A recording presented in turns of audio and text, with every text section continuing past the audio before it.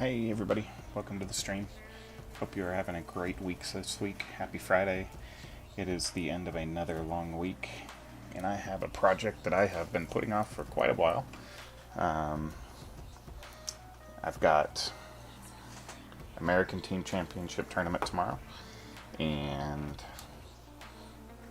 I have been neglecting my own Stormtroopers for quite a while now. So today I'm going to paint my Stormtroopers up, show you how I would finish them, so I've already primed them. I'll talk about what I did for priming, how I prepped them to where they're at right now, and then show you how I'm going to finish them off. So won't be able to show you the priming steps, which is honestly about half the paint. So stick around if you want to see how to paint Stormtroopers, and then we'll probably do another live stream just a little bit later. I have another project that I need to finish of my own that I've been putting off for a little while. So taking a few minutes to paint my own models, then I'll get back to other customers' models as soon as I am done with my stuff. So thanks for joining. Give me just a second. So first things, as I was saying, is that I have had these Stormtroopers primed and in a drawer and ready to be painted for a long time, and I keep looking at my list building every time I try to build a tournament list and saying I can't build that list because I've not painted my other squad of Stormtroopers yet, and being the painter that I am, I can't play with unpainted miniatures. So we're going to go ahead and take care of that problem today. So what I've got is I have a full squad of Stormtroopers, basic Legion Stormtroopers, that I primed with Res paint that acts like it's not paint, sorry, Res primer, but that's going to be the base for our paint job here. And what I've done is, it looks like white on camera, but it is not pure white. You can maybe see the difference if I hold them up together. It's actually a really light gray. So I take a little bit of my gray primer, a little bit of my white primer, and go for almost a Spaceship Exterior color if you're looking at Army Painter paints. And so I mix that up in my cup to get it to the right consistency I want it. Mix it up, and then spray the entire model with that. Take my gun that I've got here, and I spray down the entire miniature in my paint booth, and that's my base primer. Once that dries, I take and I add some more white to it, and then I do about just a little bit of white, and I hold my gun at about a 45-degree angle if you were at the side, and I spray around the miniature that way. And then I take pure white and I do a just top down. And what that's going to do is that's going to build in some of your highlights. And then later, when we come back in, we'll put some more of those highlights back in after we're done painting them. So that's how I got to the step that I'm at, is with my airbrush, sprayed them down. And now we're going to go ahead and start applying our blacks and blues and other colors that we need to on these guys. So first things first is I need to grab my Army Painter Necromancer Cloak. Give that a good shake. This is going to be our base black for everything that is black on the Stormtroopers. Gun, boot soles, black armor pieces, eyes, eyebrow is going to be done with this Necromancer Cloak.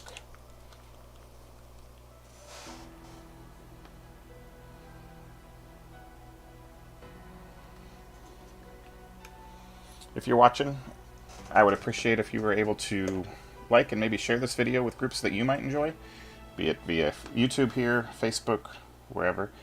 I haven't shared this anywhere, so I'm just hoping to see what I can get natural viewer-wise. So the other thing that I do is when I paint my Stormtroopers, they're not assembled. They look like they're assembled, but all of their arms are actually removable, because I find them easier to paint with their arms off. This guy is coming off of his little plinth thing. I think I can work with him as is. So, if you're watching, leave a message in the comments, let me know you're there. I'd like to interact with you. Gotta knock these out before tomorrow. Need them for my tournament list for tomorrow.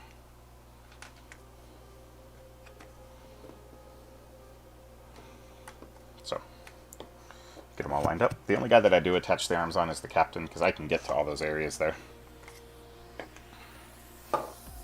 And so what I'll do is I'm going to paint all the bodies. I'll come back and I'll paint all the arms. But the captain, we're going to go ahead and start with him. And we'll get him going, because he's a full assembled miniature. So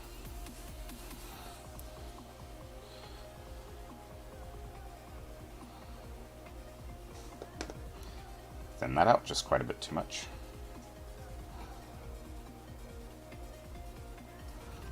Still a little bit thinner than I wanted it to be.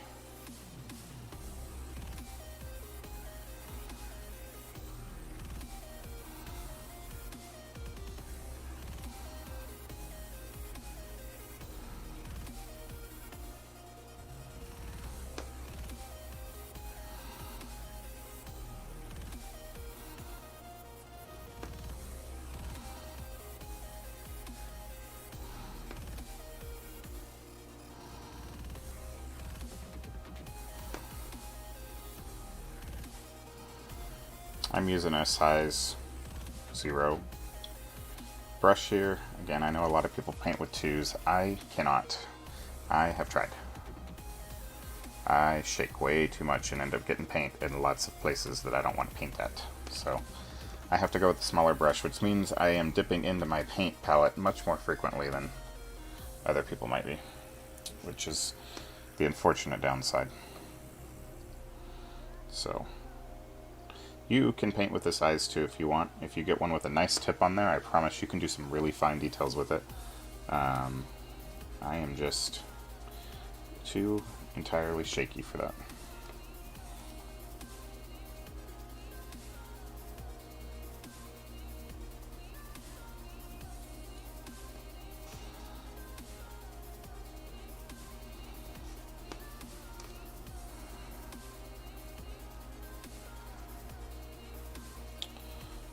Alrighty.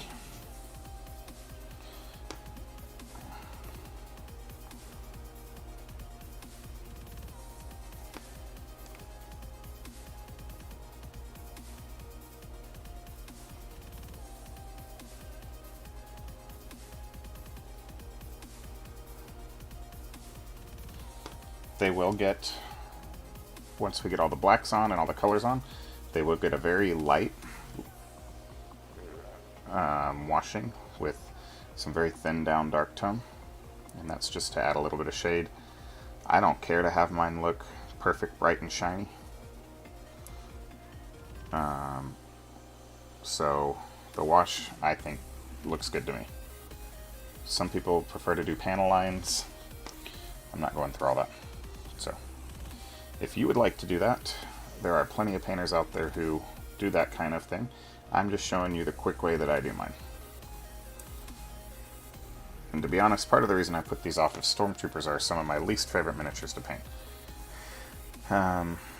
Mostly because they're a pain. White and black are my not particularly favorite colors to paint.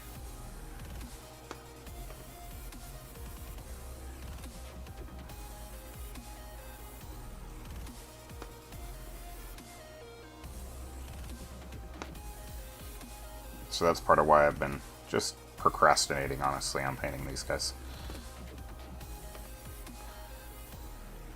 In fact, the last tournament I went to, I borrowed some Dan Wolf Games Stormtroopers. They were models that I painted for him, so I didn't feel bad borrowing them because I actually painted them.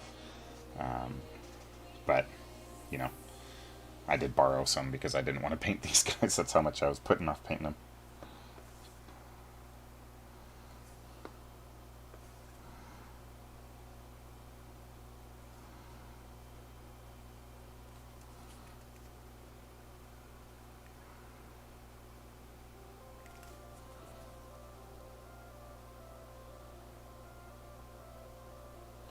Again, we're not going for perfect with my paint style. We're going for looks great at 3 feet. Keep that in mind if you're watching. Looks great at 3 feet.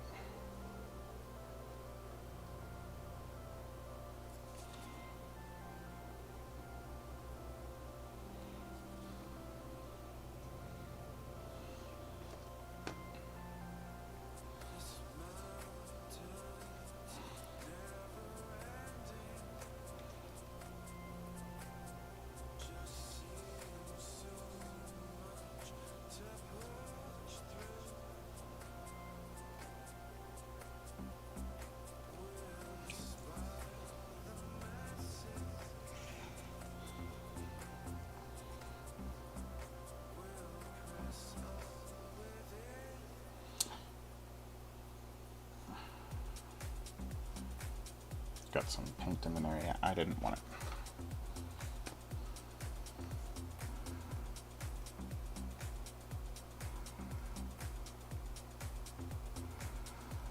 That and all these little armor lines. Whew, I hate painting these things on Stormtroopers.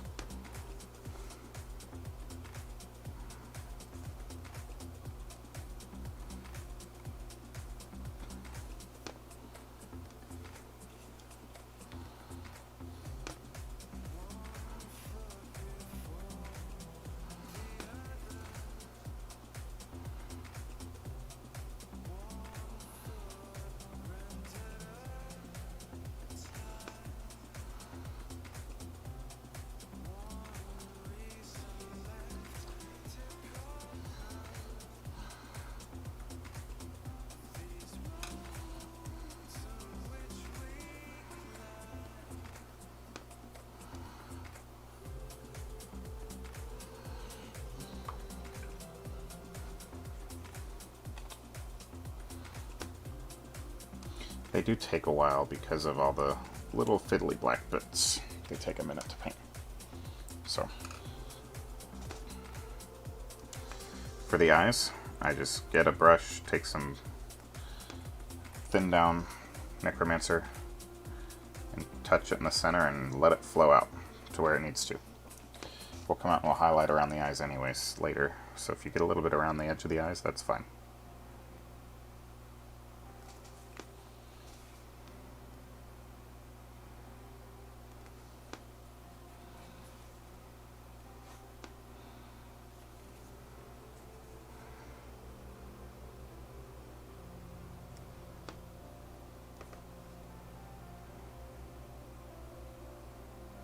And then for the brow ridge, I tend to try to use just a little bit thicker paint to make sure it doesn't flow to places I don't want it to.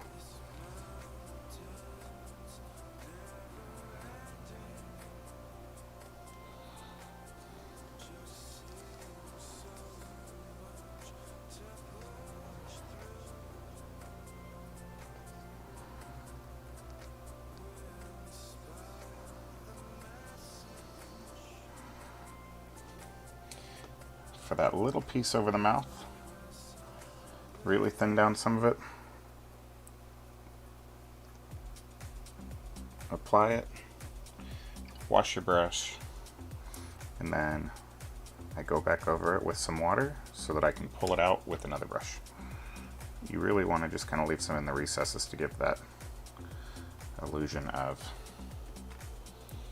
paint in there.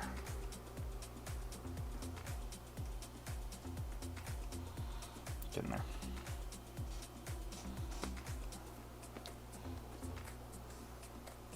Forgot to paint the back of his holster.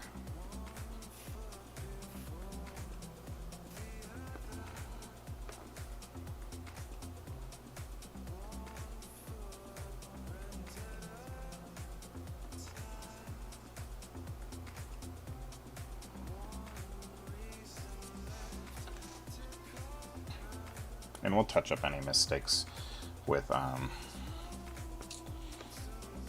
white highlight paint later during the highlighting phase.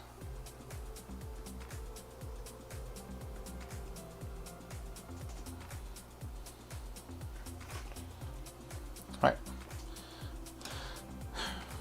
One guy's down. A lot more to go. So what I'm actually going to do real quick is I'm going to paint up all the inside parts of the arms so that those can be drying while I'm waiting. So all these little parts that would be black against the shoulders, they're going to get painted up with Necromancer Cloak. And the reason we're using Necromancer Cloak is we can wash it down. It's a really dark gray, and it washes down into a nice black once you put a wash on there.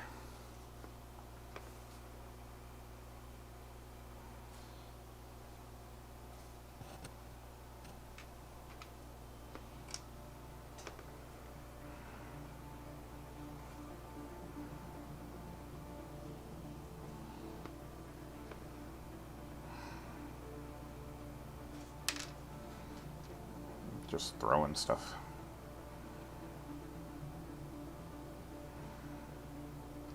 The other thing I've done is I have, if you've watched my Bosk stream from last night, I have prepped my bases. They are drying underneath the table with the Liquitex Resin Sand on them. we're going to do basing on stream for these guys as well. My army is a forest theme. My table that I built is an Endor theme. And so we're going to base them up as if they're on a forest.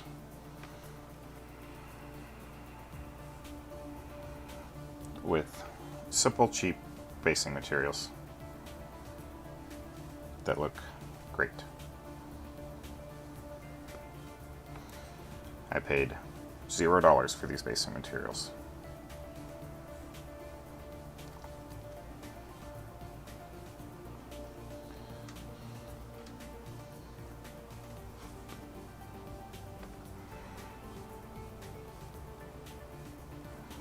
And I'll show you what they are later. So stick around if you want to see my budget basing materials.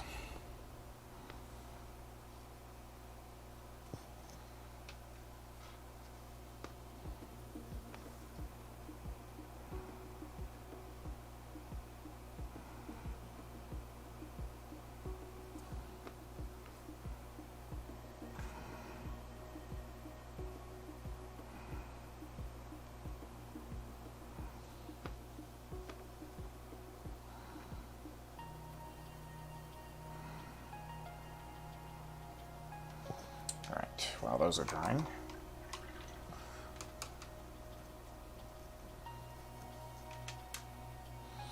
let's get to working on some of these other guys. So, we've got the big DLT Trooper. He has a very large backpack on him.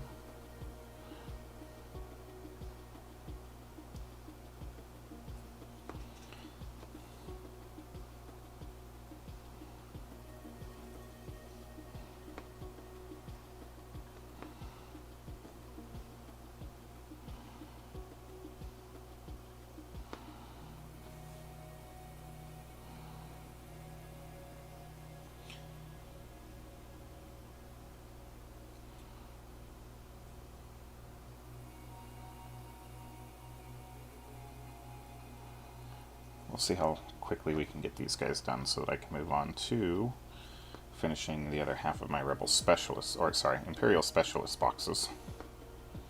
Because I've been putting those off also. And they're the Medbots, and Medbots are pretty popular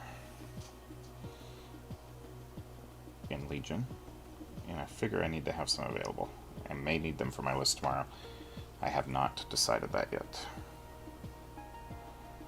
Let me know what you think if I should run Medbots on my list, if you're watching.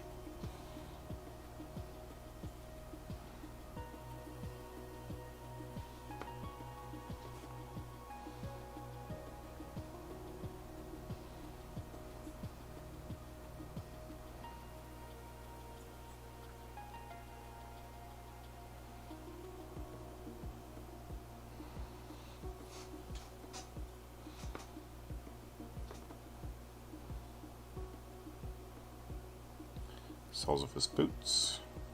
Don't forget those. I've seen a lot of people not paint these, and they look naked without their bottoms of their boots black. For some reason. I don't know why. It's just, it just doesn't look right. Make sure you paint them. It doesn't take a whole lot of work because you don't have to worry about getting it down too far, and honestly they're on the feet, and so if it's not perfectly even, people aren't going to notice that. Do your best. That's all you can ask for, is your best.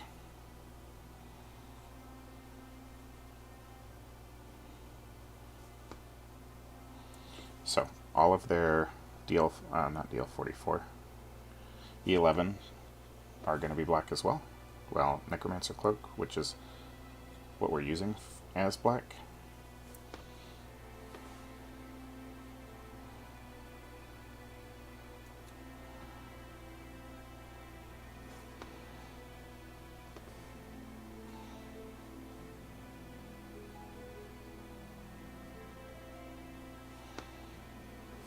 I've gotten some questions about why I don't use Army Painter Primer, and it's because I prime indoors, and I have an airbrush, and Army Painter doesn't have indoor primer, so, or airbrush primer.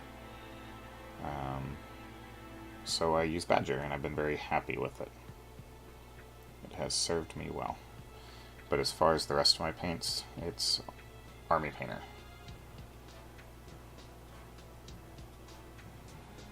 I am an avid Army Painter fan.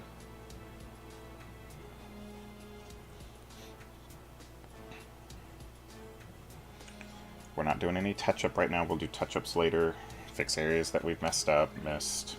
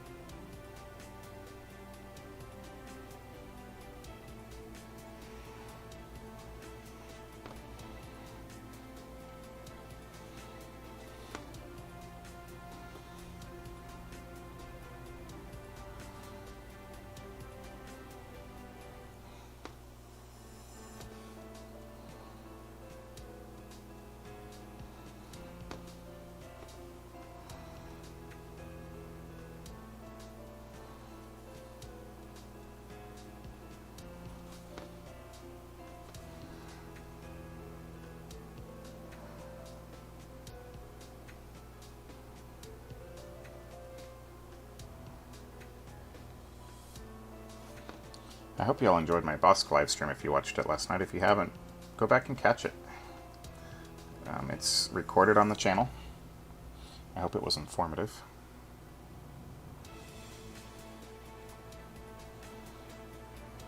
And helpful.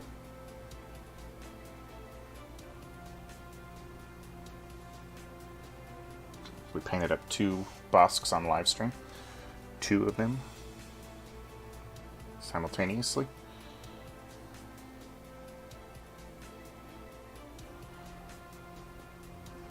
Sorry, I was looking at something on this model. There was a weird spot that I don't remember seeing on other ones like this. But we got it taken care of.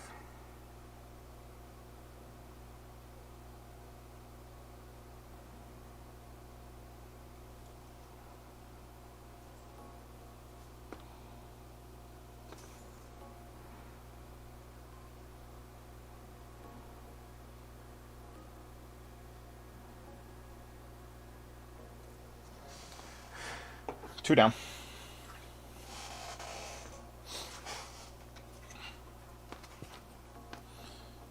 Like I said, Stormtroopers are some of my least favorite models to paint because it's just black and white. You don't get to have a whole lot of fun with them unless you want to go with some of the specialty schemes, which I have done. If you want to see some, I have red ones that I've done. I have black Inferno looking troopers that I've done. Did a whole bunch of black Inferno looking troopers for my son for Christmas, who is younger and is just starting to get into gaming, and so he loves Star Wars. He was drooling over my stuff, and so I gave him an ATST, some snowtroopers, some stormtroopers that I painted up for him, a Darth Vader, a Boba Fett, a Veers, a couple other things, and painted them all for him as a surprise for Christmas.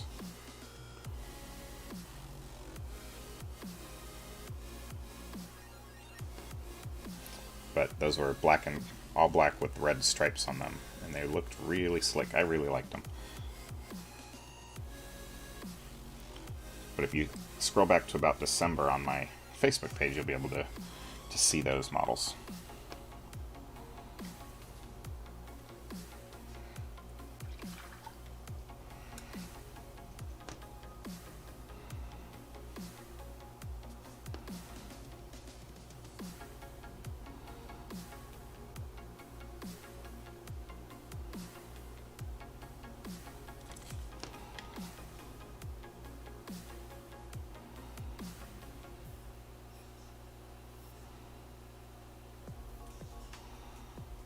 Again, we're just real quick blocking in some colors on these Stormtroopers.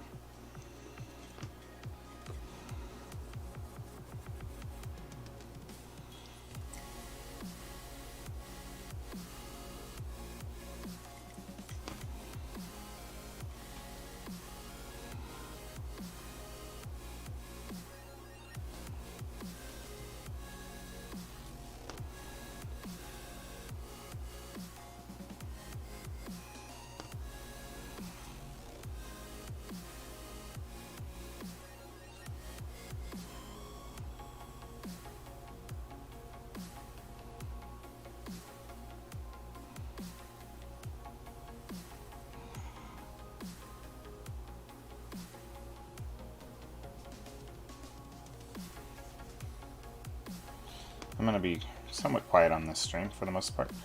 Mostly because, one, there's nobody in here that I can tell. And two, I'm trying to work pretty quick, but this is what... I know it looks messy right now. I promise we will clean it up later. I'm all about get your base coats down now. You can clean up others later. Other stuff later.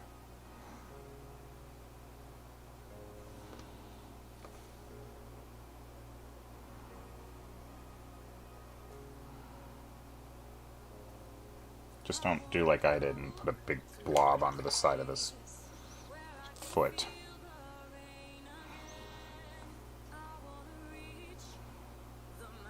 That's a mistake you need to fix right now. So what's likely to happen is he will turn, or that will turn into a dirt mark later. Because, yeah. That's how I fix things sometimes.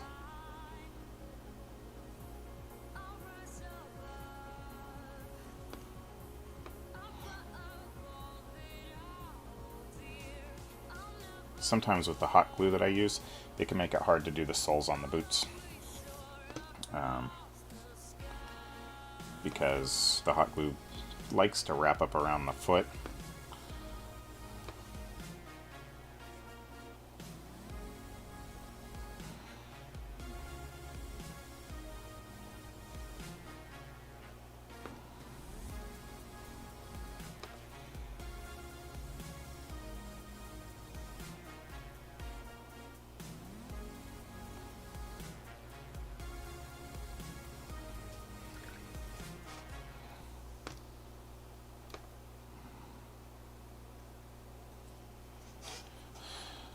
Alright.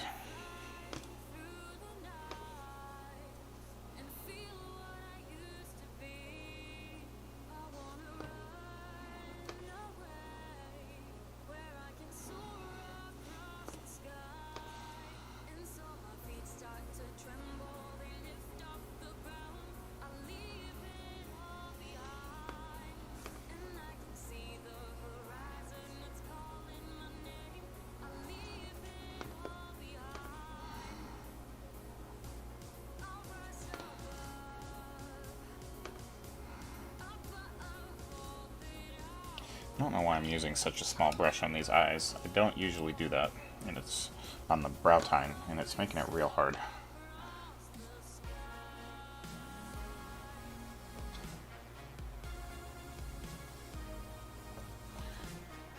To get nice coverage.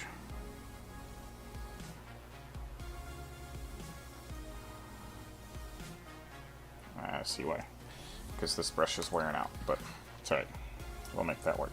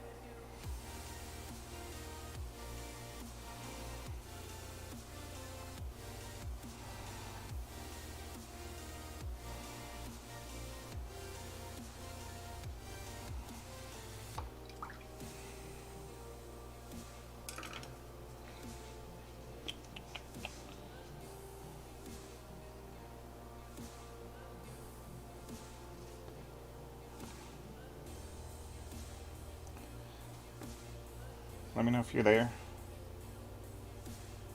If you're out there watching.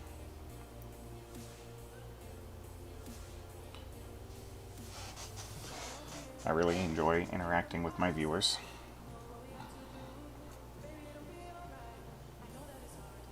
We're just putting the black on these Stormtroopers, which is a monotonous, tedious task.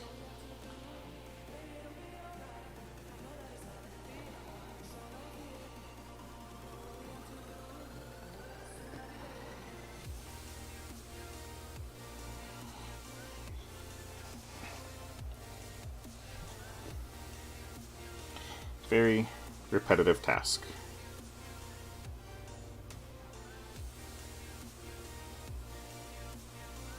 But once you get the technique down, a whole squad of Stormtroopers don't take very long to get knocked out. Especially if you have an airbrush.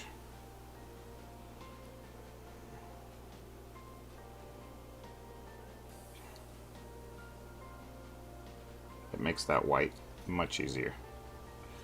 Whew. His eyes look rough. Better.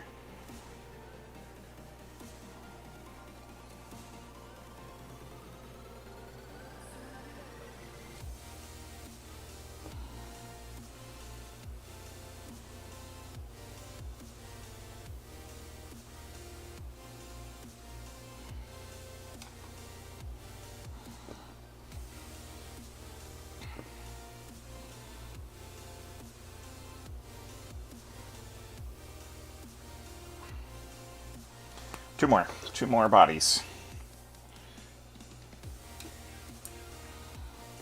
Two more Stormtrooper bodies to do. One of them will likely never see the table anytime soon, and that's this Rocket Man. I've been tempted to do a conversion and make it, turn him into a kneeling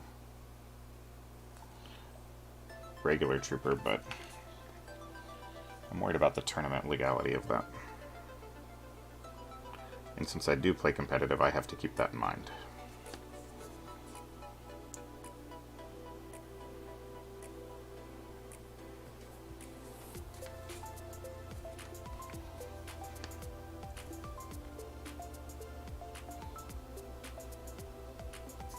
Some of y'all won't have to keep that in mind. You can do whatever you would like as far as modding your Legion models, because you just have to worry about, does the guy across the table really care? And to be honest, if you're playing friendly and they do care, find new people to play with, because they're not very friendly. But if you're playing competitive, I get models need to be at least somewhat as intended. While the sculpts look cool, I'm sure the model makers take that into account when they're making the models, like how they'll play on the table.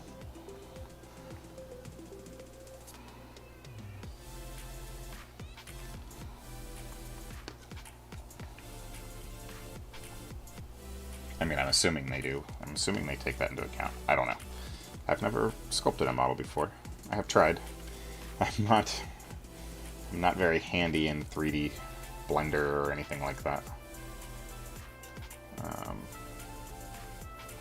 I've seen some very talented Legion sculptors making some very cool custom models. I don't own any third-party sculpts. They look cool, but again, being the tournament player that I am, tournament legality comes into question for me. I am going to paint one for Dan Wolf Games. I have a Starkiller model that he wants me to paint for him, so I will get to paint one, I just won't own one. It's all primed and ready to paint. I just have to get to painting it.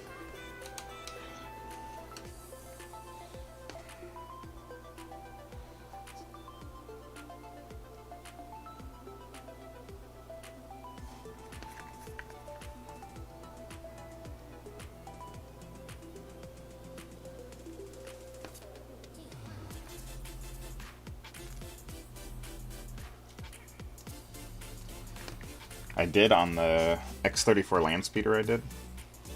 the Rhodian that can ride on there. On Dan Wolf's speeder, I magnetized it so he can come off, and I made him a separate base so that you could use him as a sniper if you wanted to. It looks pretty slick, if you ask me.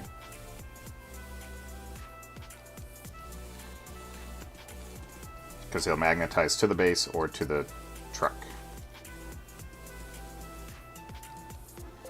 Speeder, whatever it is. The Space Jalopy. I've got another one of those to paint for Dan Wolf. We'll see about doing that one on stream, maybe. Later. Not today. Another day.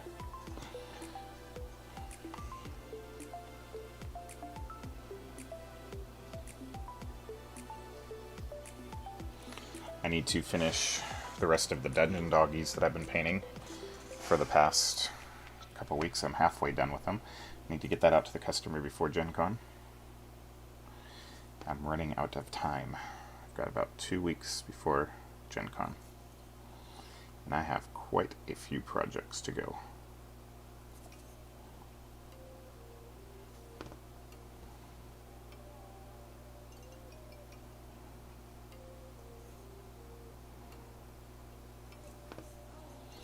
Trying to pump as many projects out before Gen Con as possible, in the hopes that I have spending money in case Legion releases the Clone War era stuff there, because I'm excited for droids. I want all of them, but I'm most excited for droids, because, I mean, they're droids. Come on. I realized I forgot a couple spots on some of these guys, and I'm going to go back and grab them real quick before I completely forget about them. So they're little armor pads that are on their body. Need to get those painted black also. So I'm going to go through and do all those real fast before I finish this guy fully. If they...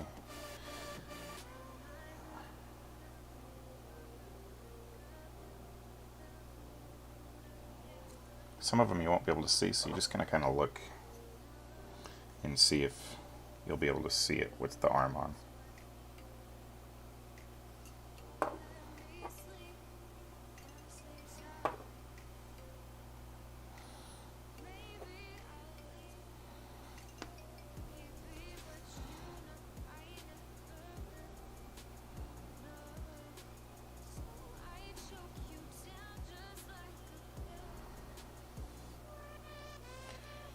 I think once I finish this guy real quick, I'm going to take a quick second to change the music.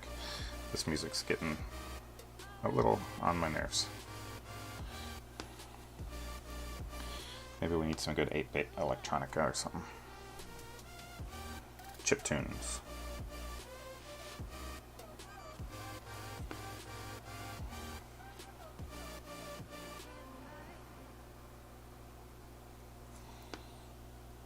We'll see what I find once I finish this.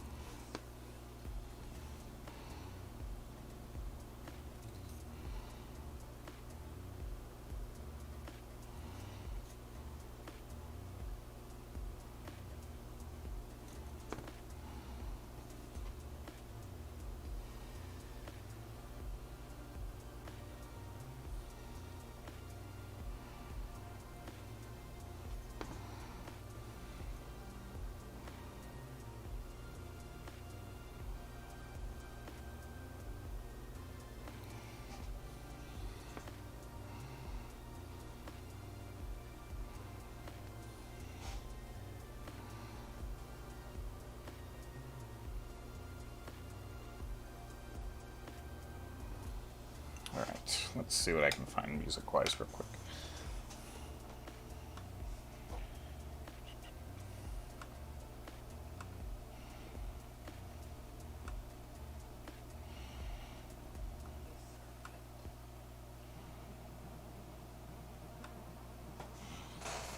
Alright, next up, we've got to do all of our arms here. So all of the guns and everything.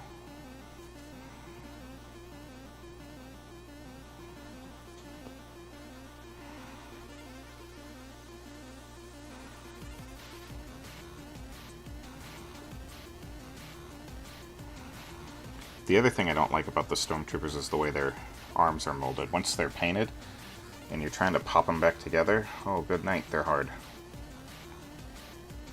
Without scratching the paint.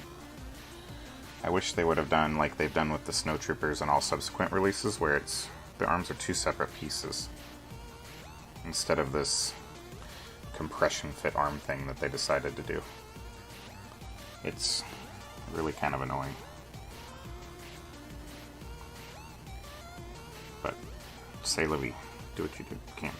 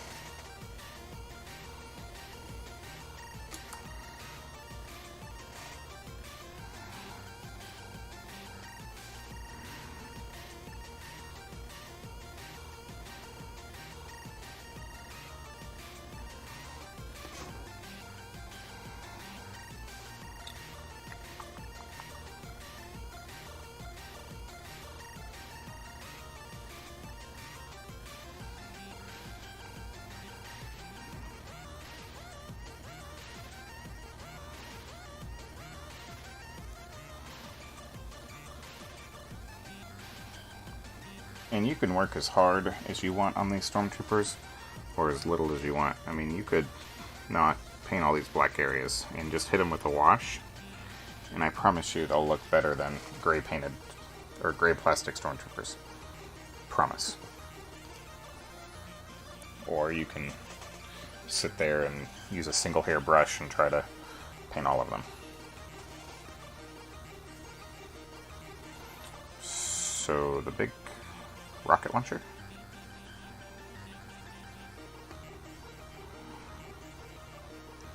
And that goes for all miniatures. Paint to the level that you're happy with. Don't try to match other people's paint. Don't try to say, well, I have to be as good as this person in order to paint, because A, we all started somewhere. Some people have more natural talent up front, but I promise you with lots of practice you can develop it. I was not a great painter when I started. If you saw my original Legion models, not Star Wars Legion, back I started wargaming, well, I started painting my wargaming back with a game called Hordes. It's War Machine's Hordes. And I had Legion of Everblight. And I went with a bright green and purple scheme. And while the scheme had the potential to be cool, my painting made it not. But I stuck with it, and I kept, and each time I got a new model, when I painted it, you could tell the improvement over time. And then I moved on to painting some 40K stuff, and then some Flames of War stuff. And it just slowly got better and better.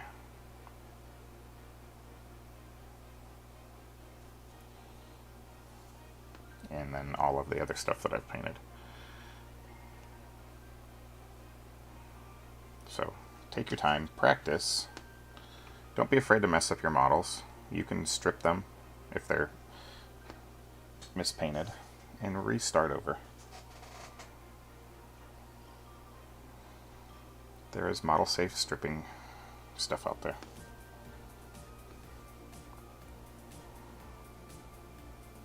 And if you're really too afraid to mess up your models, buy practice models. There are brands of models out there that are just a couple bucks per model. Practice on them. That's what I buy my son to paint.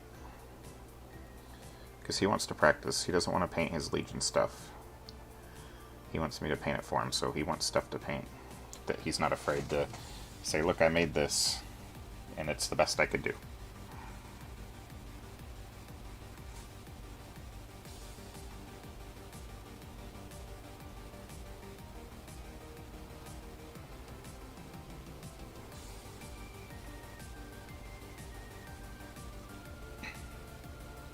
I'm going to have to get more Necromancer Cloak out soon. I'm almost out on my palette.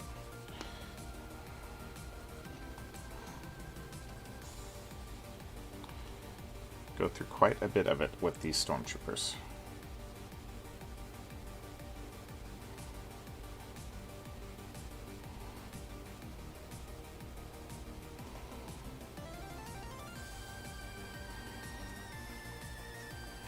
I will be glad when we're done painting this black, because I hate painting black, hate painting white. I think I've mentioned that once or twice this stream. More Necro Cloak. I'm going to give it a really good shake this time. It felt a little bit thinner than I wanted it to be in that batch.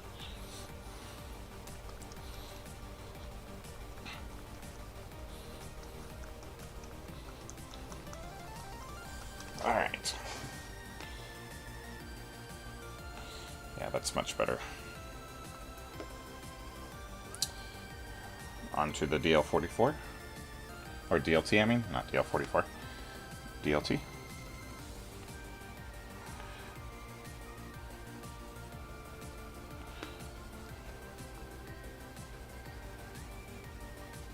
And we'll highlight this later with some gunmetal, just a little bit, to give it the illusion of some sparkles, but the Imperial guns are mostly black and neat in color.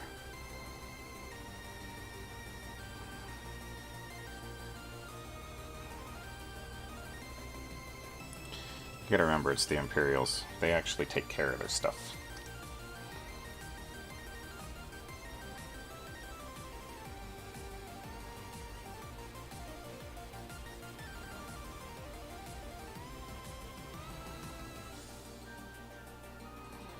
Unlike those dirty rebel scum.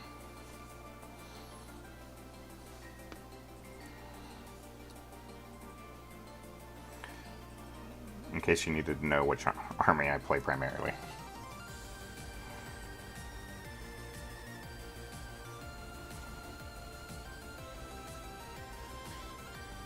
You know, people say the rebels were the good guys and Imperials were the bad guys. The way I see it,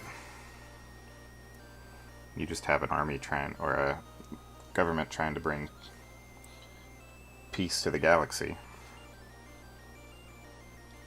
And a bunch of traitors keep order in the galaxy. And a bunch of traitorous rebels come in and start blowing stuff up.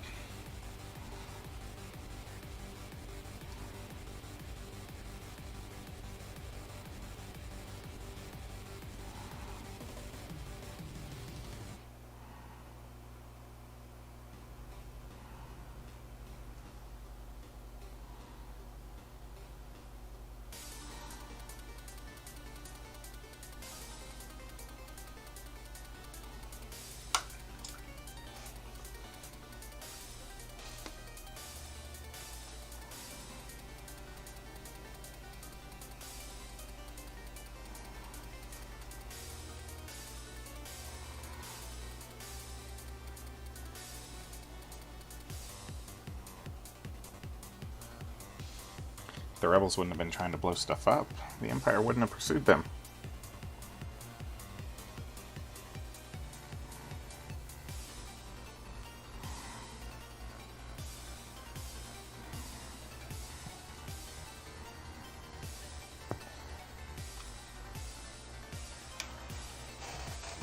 only 3 more arms to go. Only 3 more.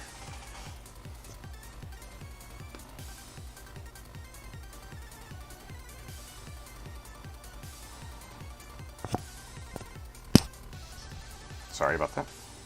Didn't hit my mic on my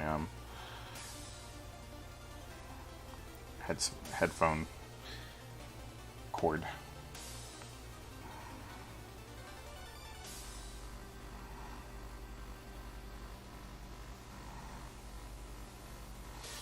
I hope if you watch these live streams they're helpful and you learn. It's not just so that I can say, hey, watch me paint.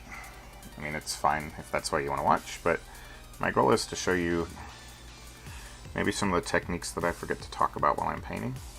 And maybe you'll see something and say, oh, hey, how'd you do that? Or why'd you do that? Or what did you do that for? So, if you see me doing something and I didn't talk about it for some reason, feel free to just type something in the chat. If you're watching this after the stream is over, leave a comment and I'll answer.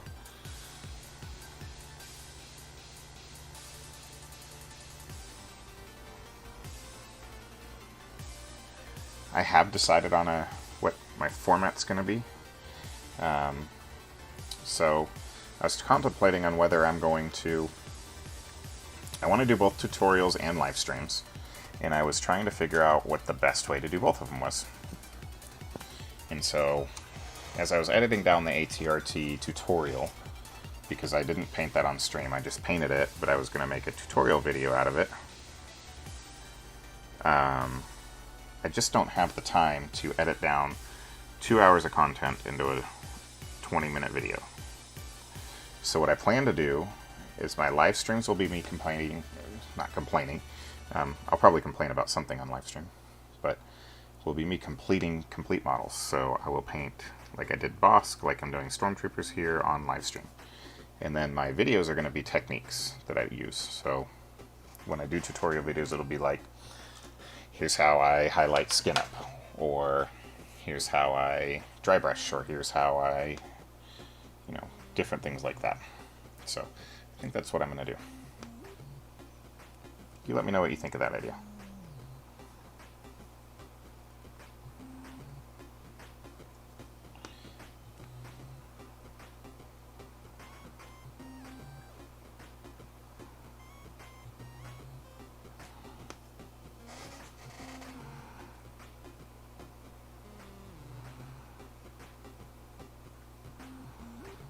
I know there's tons of different technique videos out there, how to do a dry brush, or how to highlight, or how to wet blend, or how to do anything you want painting wise.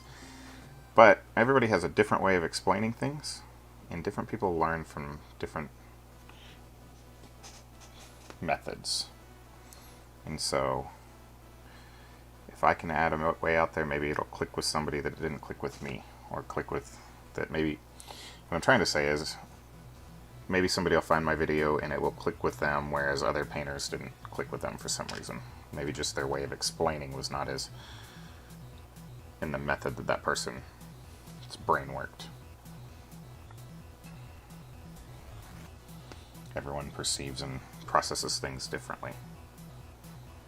So that's my plan. I think that's what we're going to do moving forward. So I'm contemplating whether I'm going to finish editing this ATRT or just leave it as is. I still need to record the voiceover for it. I know I said I would have that up yesterday, but I focused more on getting Bosk done and didn't get to the ATRT tutorial, so I do apologize for that. I've been trying to pump out new content as quickly as possible so that you guys can have just the best from my paint channel. Well, I mean, not the best, but have a level of quality. I am by far not the best painter out there, and I never will be. I paint to a level that I am satisfied with, and you'll hear me say that consistently throughout all of my streams. If I can get better as I do it, and I paint better, awesome. Which is part of the reason I've started this channel, is that it's going to push me to paint more often and motivate me. I was losing some Motivation. And you'll hear people talk about, well, how do you get motivation? How do you find motivation? Sometimes you have to make motivation. Change something. If you're burning out, change something. I was burning out on miniature painting for a minute. Not that I didn't enjoy it. I just didn't feel like doing it as often as I needed to. And ever since I got this stream going, talked to some buddies, told them what my plans were, and I've had a lot of fun doing it.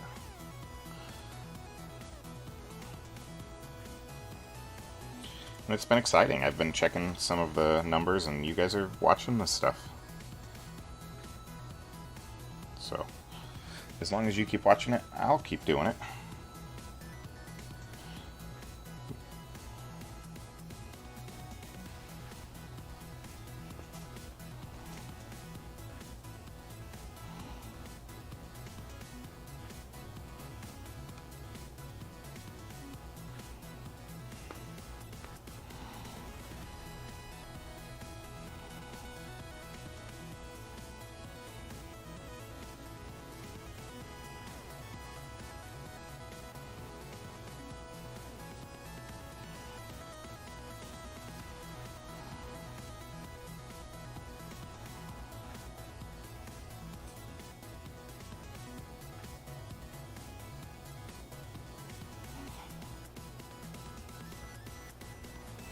I need to find a way for it to post to my Facebook page whenever I go live on YouTube. I'm sure there's something that does that.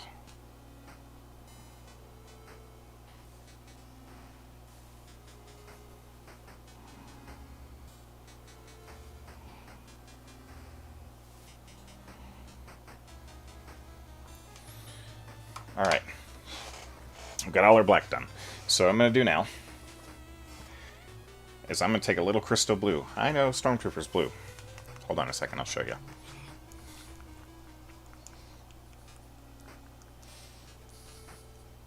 I'm shaking up my crystal blue. We won't need very much at all for what we're going to do here. Take it, we're going to thin it out a little bit. And there's little vents right here. We're going to touch it in there, and it really makes it look nice. One of the sets of trooper helmets has these blue vents on there. So, I like the blue. All of mine have it. You don't have to. You can just let it be black if you want. This guy's is a little bit hard to do over here because he's shrugging.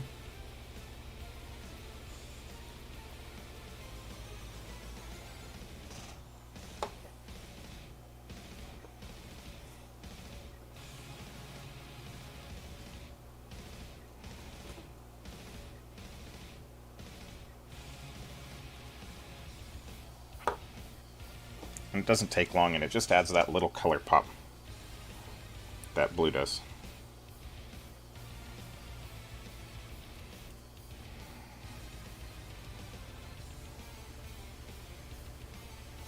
Really breaks up the monotony of the white and black. If you're just joining us, thanks for stopping by. Leave a message in the chat, let me know you're there.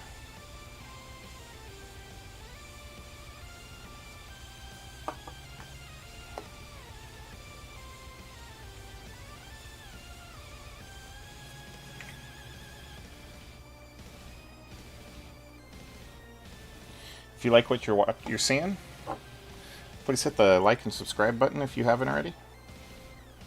It's very helpful for me.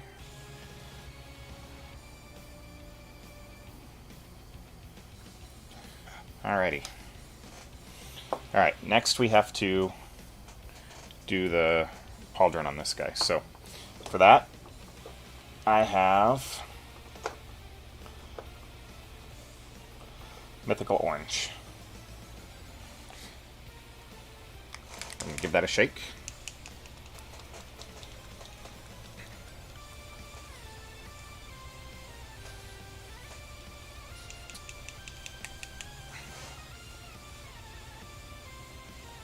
Shake, shake, shake up my mythical orange.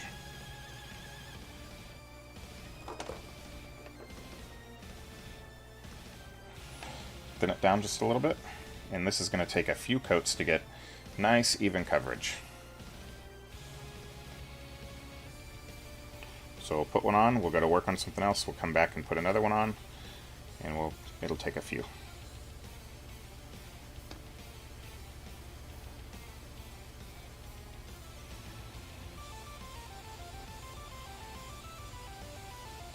And I'm intentionally not getting the sides. We're going to go back over with black later, and we're going to do the sides underneath it with black. So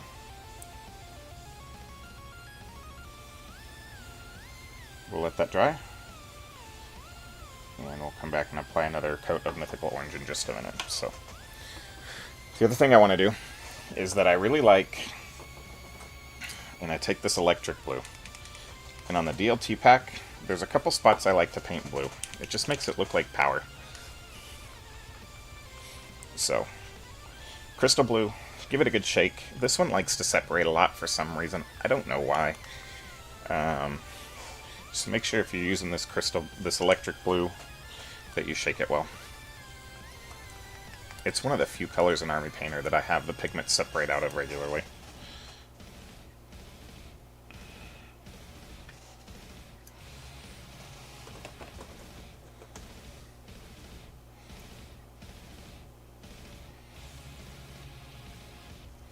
So, there's a little power pack looking thing right here in the center.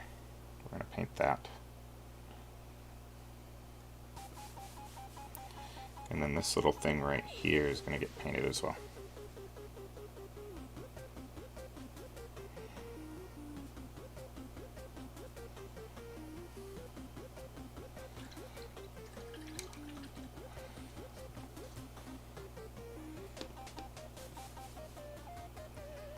And I'm not too worried about making a little bit of a mess with this little area here, because I can come back in. I didn't mean to wet it that much though. I'll come back in with my Necromancer Cloak / black, and we'll clean it up in just a little bit. But all of my Stormtroopers DLTs have that on the back. So, alright. I'm going to start putting some arms on some dudes so that we can get them glued together and washed, and then we'll be getting close to being done with these guys.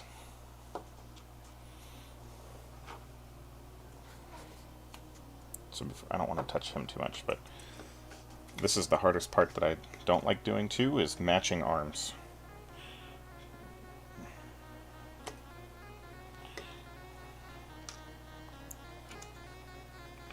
Find the arm that matches.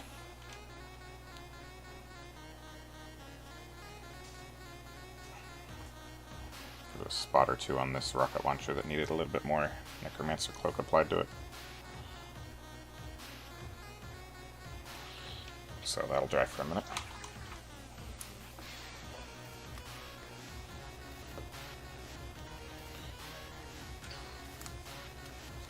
Excuse the tapping, I gotta get my super glue down into the end of it. Oh crap, it's spit everywhere. I grabbed my empty bottle. Hopefully that'll be okay. Luckily it seems to have spit mostly into the armhole. So, these are hard to get on. You gotta peel them apart just a little bit.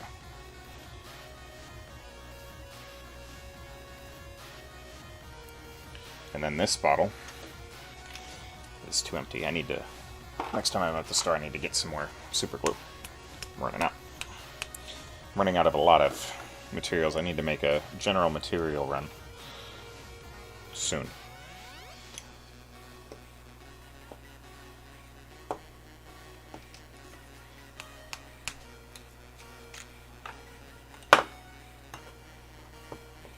I'm very clumsy regularly.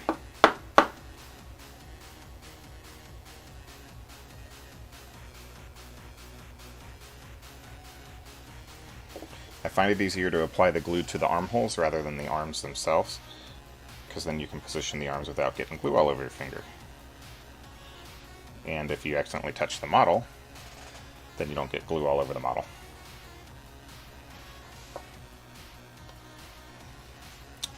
Okay. Next.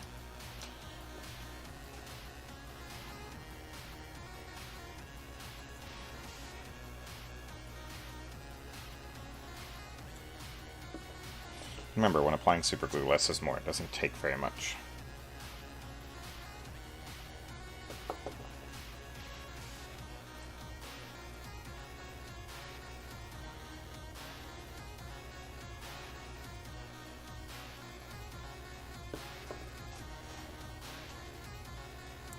Missed the very tip of this guy's gun.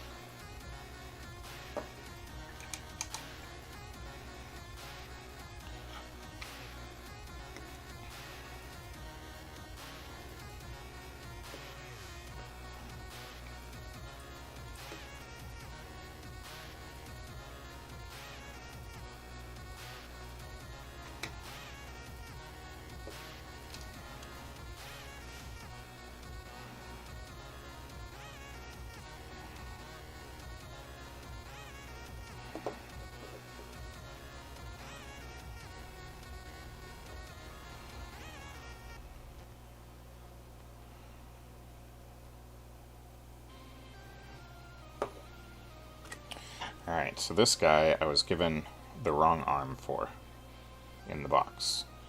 So we had to do some slight chopping to make it fit. So he doesn't have pegs. We're just going to stick his arms on where they look good.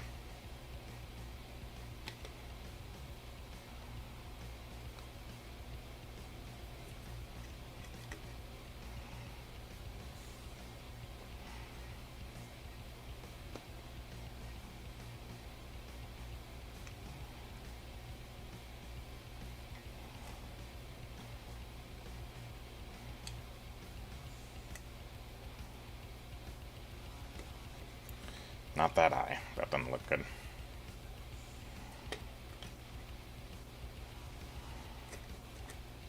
That looks good.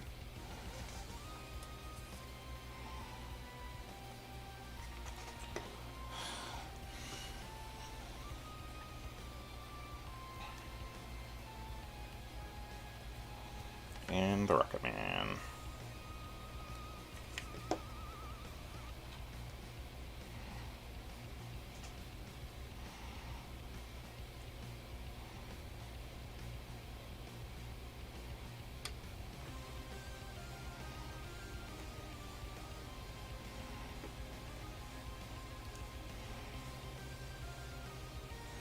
I'm holding him for a minute to make sure the arm glues in where I want it to.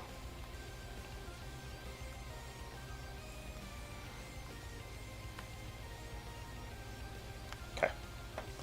Alright. Back to our captain that needs his arm worked on. Let me put the lid on my glue. Grab some more of my orange paint. Coat number 2. In case you're keeping track at home of how many coats of orange I end up putting on this guy. I'm guessing 4 to 5. That's what it's going to take. But go thin, because then they dry quicker and you can get them applied on faster. So. And that's kind of where I'm at right now, is need to wash them, but I need to finish that guy's shoulder pad. As soon as it works on drying, I can show you what my bases are looking like. We've got the Liquitex Resin Sand that I had talked about. I went really high peaks on this one. Gave it some really cool 3D texture. Excuse my dogs barking in the background. So, once that's dry, we'll get it all decorated. Usually what I'll do is I'll just sit one evening for about 45 minutes and just take all of my bases that I've got and make a batch of them. And I throw them in a drawer, and when I need bases out, I pull them out. So, right now I haven't done that in a while, so I've run out of bases that are pre-made and ready to go. So I kind of just raid open all my boxes of Legion stuff and throw all the bases into one drawer. Coat number 3. And we could probably call that done. So, 3 coats. Not as bad as I anticipated. So we'll go in here, do our Necromancer Cloak, and we're going to touch up the edges of underneath. There. We'll do this side here.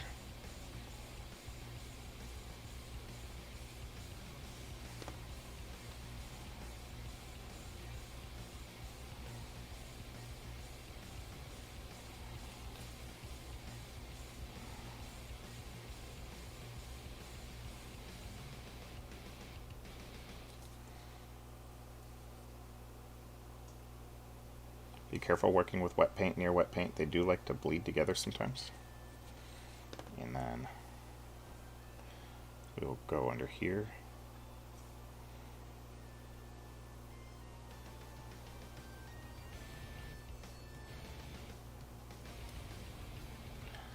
Or you end up doing like I just did and accidentally bleeding over into the color on top. But you won't notice it. It will be a shade color once it's done. So, alright. Put my wet palette away.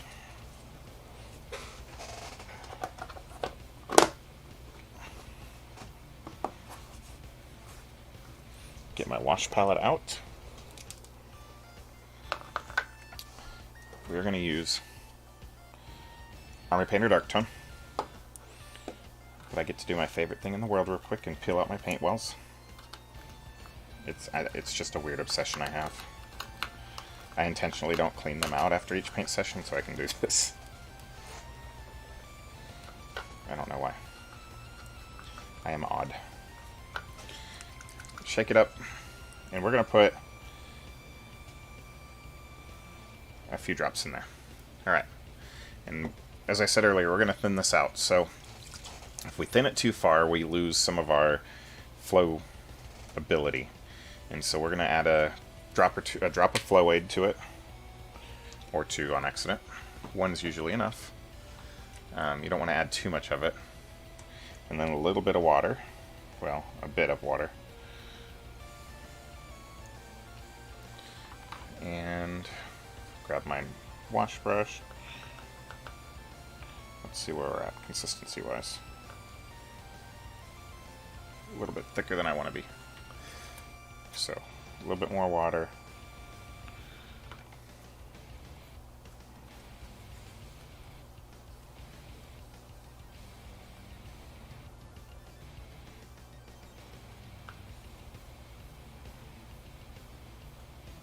That's about right.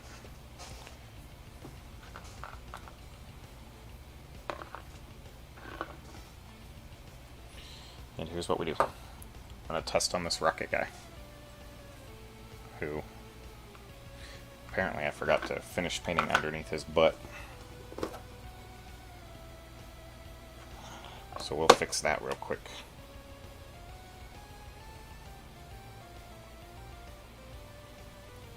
So we won't test on that guy.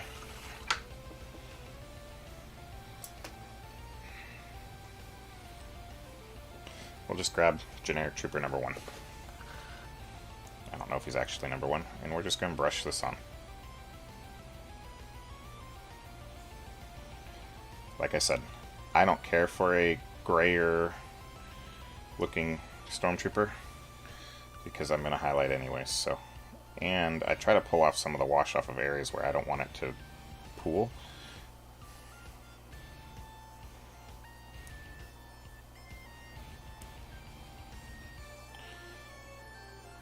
But I'm not going to wash the guns with this because we'll come back later and we're going to hit the black, some of the black areas with pure black. So,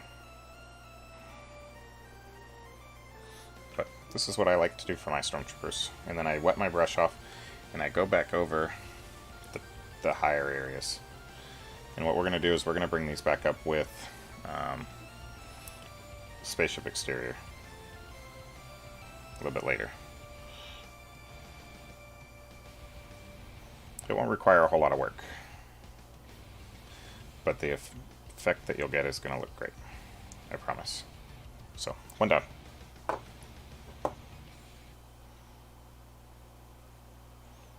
Really make sure you take as much of the wash off the helmet as you can, off the top of it. So once you put it on there, clean your brush real quick and go back and take it off. In fact, sometimes I'll even use my finger to do it. Reason being is that that's your highlight. You really want your brightest areas to be near the head. And you've got to work quick when doing this, so that it doesn't have time to dry in places you don't want it to.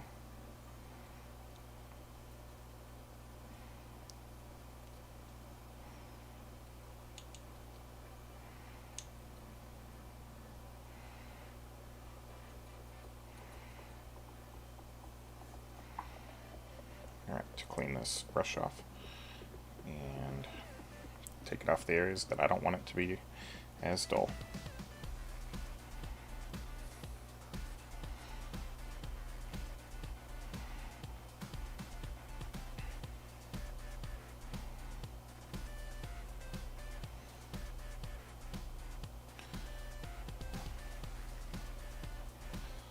Alright, 2 done.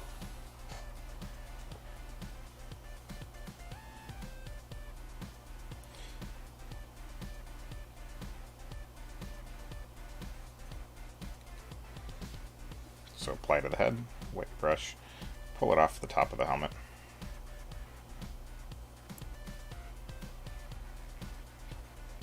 Make sure you get wash everywhere on the Mini. Nothing looks worse than looking around a Mini and all of a sudden seeing a part that the wash missed.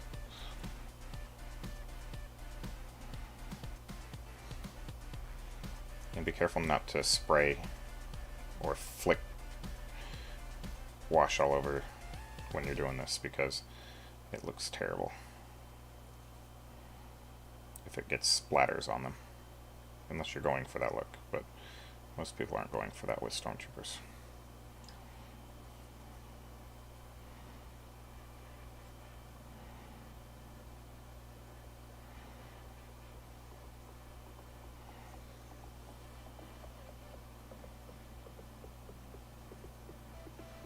If you are going for that look, feel free to flick away if you want to.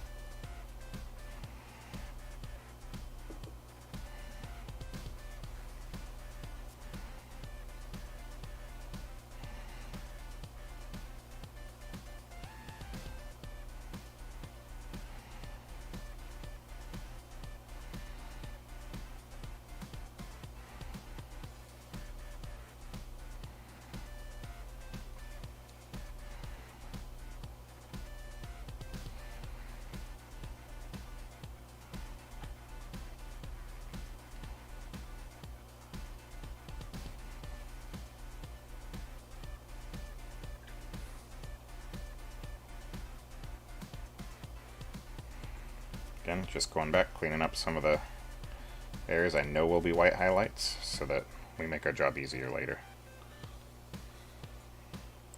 for that wash dress.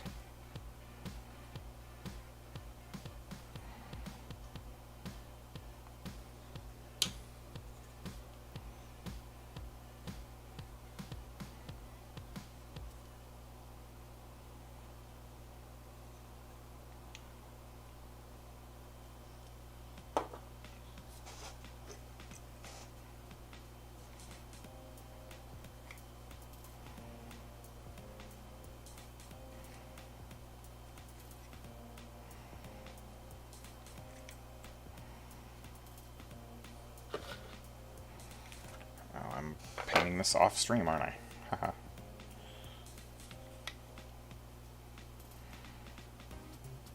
Because I had my palette in the way.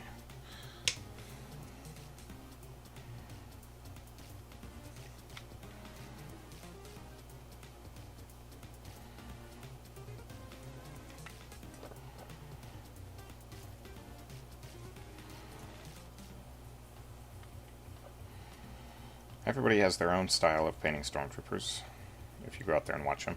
Some people don't like the gray-ish look that I'm going for. They do panel lines. I prefer this look. The panel lines to me just look unnatural for some reason.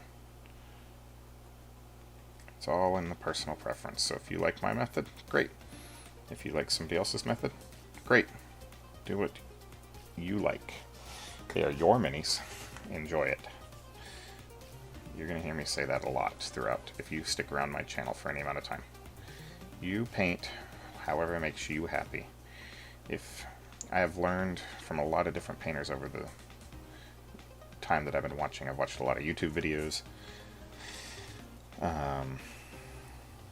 And I'll see a painter that I'm like, oh, you know, I like how they did that technique-wise, but I don't like what the final product looked like. So I'll take that technique and I will make it my own somehow. Or, you know, I like the idea of that, but I don't like how it turned out. So let me find a way to emulate that and make it look just a little bit different based on a technique I can come up with, or I see someone else do. And that's the biggest thing about painting is don't try to copy people. I mean, I know copying makes it easier, but when you try to copy, then you end up dissatisfied with the results when it doesn't look exactly like the thing the person is making. So if you were trying to copy my Stormtroopers and it doesn't look exactly like my Stormtroopers when you're done, you're not going to be happy with the result. Instead, find techniques to emulate. Because techniques you can apply to multiple different types of models too.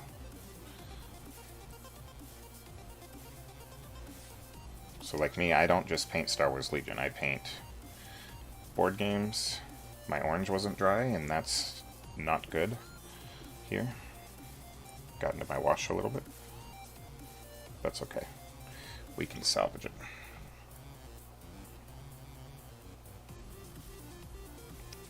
Thought it was dry. I paint board game miniatures, as I was saying before. I had to have a hurry freak-out session.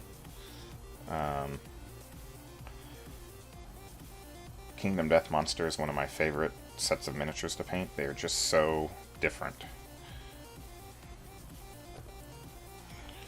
And I'm going to be at the Gen Con, or I'm going to be at Gen Con, and I'm going to be drooling all over the Kingdom Death Monster booth there. Because, yeah, I love their stuff. I love the game too. The game's a lot of fun. If you haven't played it, I would recommend it. I don't necessarily like some of their more questionable models, but the game content stuff is amazing to me. I know they're controversial, some of their miniatures.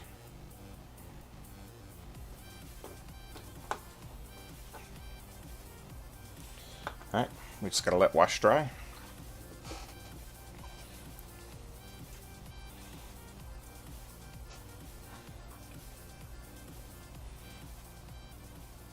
And then we'll apply our Spaceship Exterior.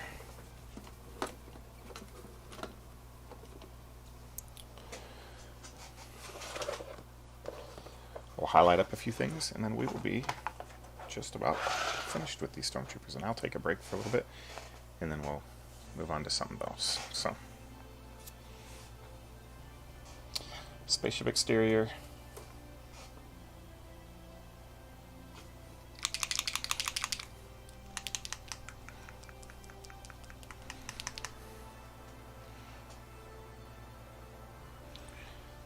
And I'm actually, for Stormtroopers, is one of the few that I pull matte white off the shelf.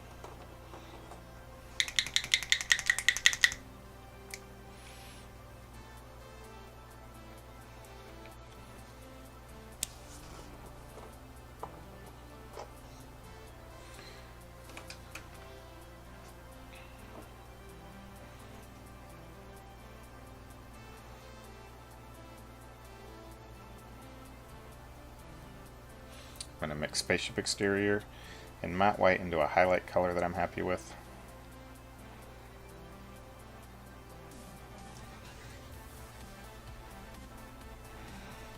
going to highlight the dome on his head, the nose, bridge of his nose. Again, we're going to focus mostly on the face for some of our highlights. Right under each eye. This is your chance to touch up some of those eye mistakes that you may have made.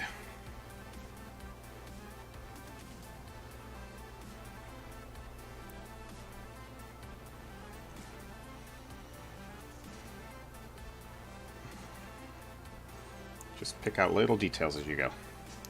Across this little rounded ridge on the back of the helmet is a great place to put a highlight that really kind of just makes them stand out. So,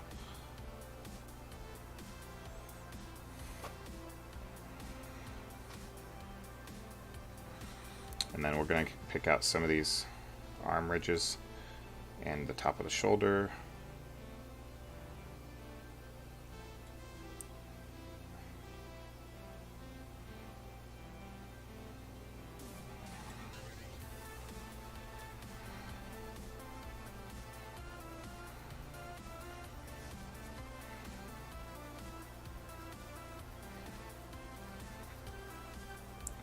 I got some onto my black. I know I have forgotten to wash the guns and stuff. I didn't forget yet.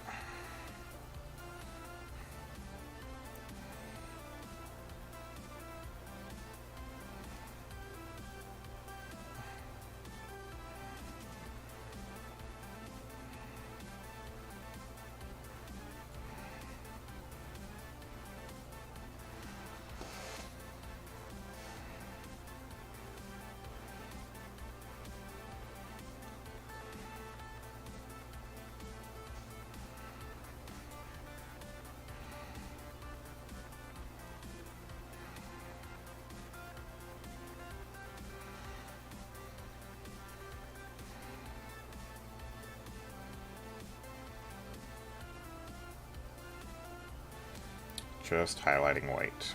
One of my least favorite things to do on the planet is highlight white. Yay.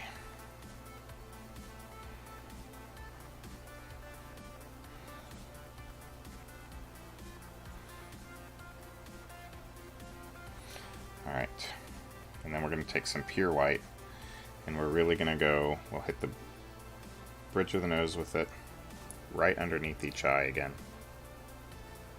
Really make some of these highlights pop.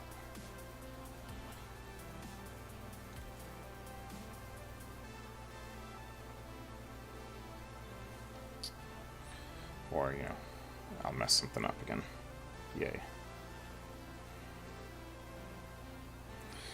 We got it though. Got it, got it, got it. Tops of the shoulder pads.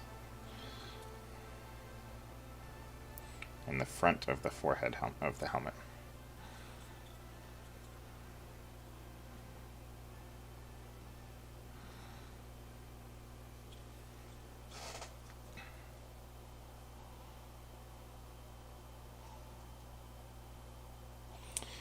Alright, next, Stormtrooper.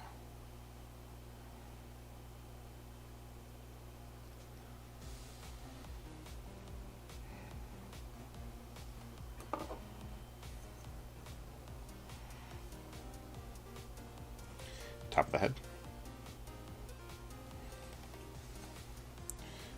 Down the nose. Or blob it on. Way to go, Dustin.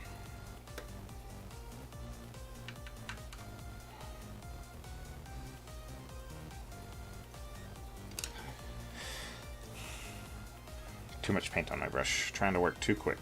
I know I'm in a hurry, but I'm not in that much of a hurry.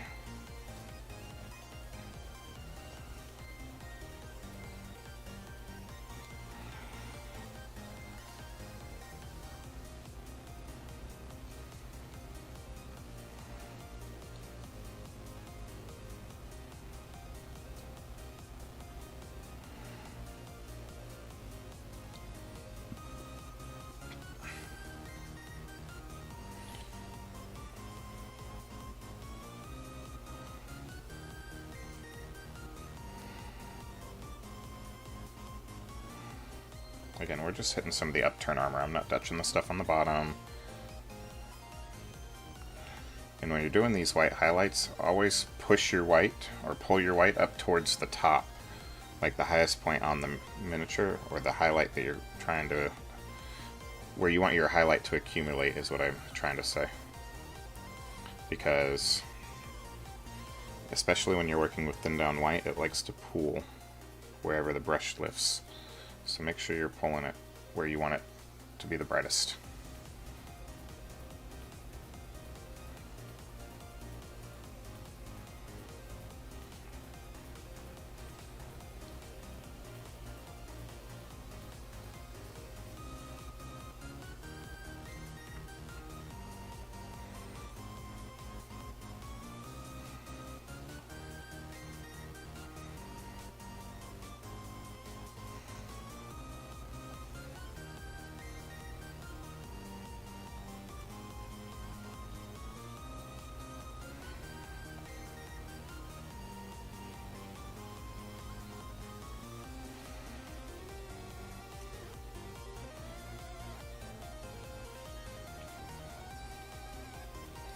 It is by no means a quick process. This takes time. Which is why I don't like doing white, because it just takes time. I've talked about the shortcuts that I use for the basing and stuff, but for highlighting white, it's just a matter of time. Alright. Into my pure white highlight color almost. Front of that helmet. Right on the nose, right under each eye.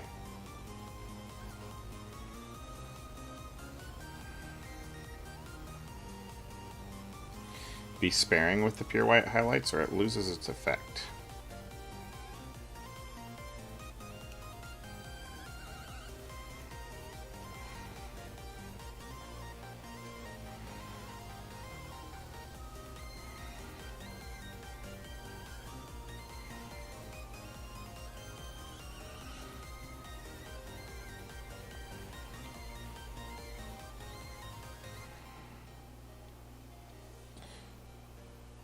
If you cover everything in pure white, then it doesn't look like it's white anymore, or it just loses any of the contrast and effects and everything.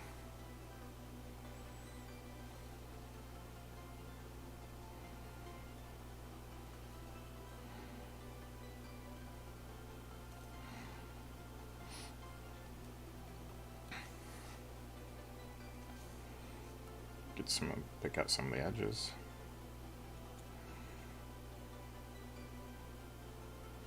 And again, you can do as much or as little of this highlighting as you want.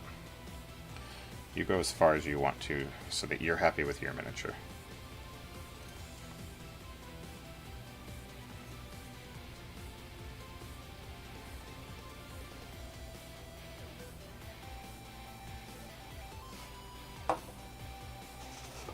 Alright, next, back to our Spaceship Exterior in white. Cover the whole top of the head with it.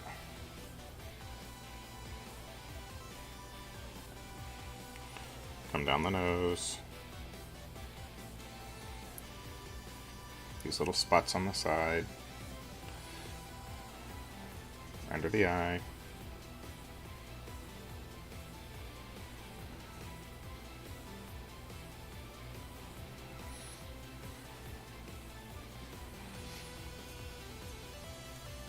If you've joined us late, thanks for stopping by. Glad to have you. Leave a message in the comments. Let me know you're here. I would love to chat with you.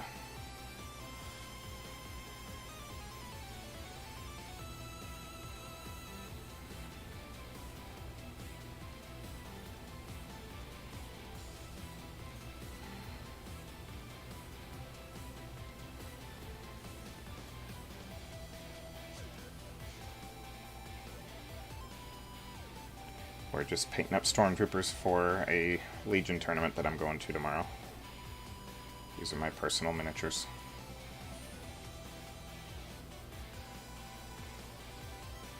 Not that I don't have plenty of commissions to work on. I am very busy booked with commissions, but I have been putting these Stormtroopers off, this last squad of Stormtroopers off since release. And I finally needed to break down because I need them for my list tomorrow.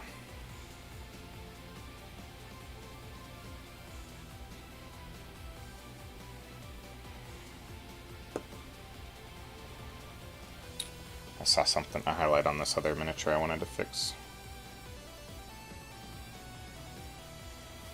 Right on his chest. I don't like the way the armor was looking. It was pretty dark. Cut it out of the corner of my eye.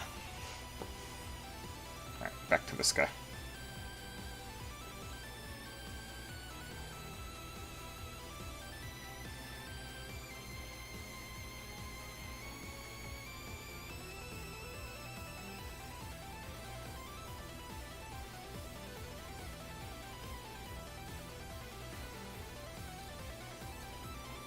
Again, I don't try to go for a pure clean look on my Stormtroopers. I want them to look like they're maintained.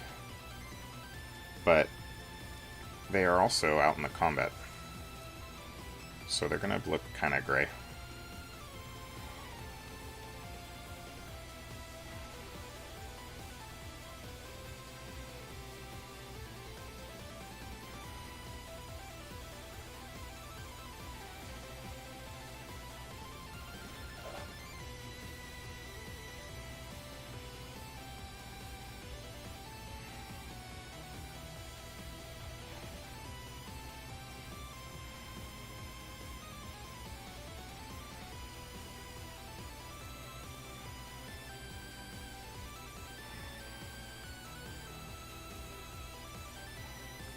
If you have questions, feel free to pop them in the chat, let me know. I don't know if there's even any of you in here or not.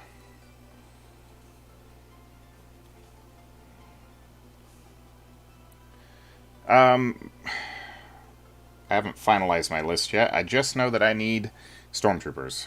So I only had 4 squads done, and so I think I'm running 5. I haven't finalized the rest of it around it. I'm leaning towards probably Boba and Bosk with some Stormtroopers. I gotta use that Bosk I painted up last night on stream. You know how that is.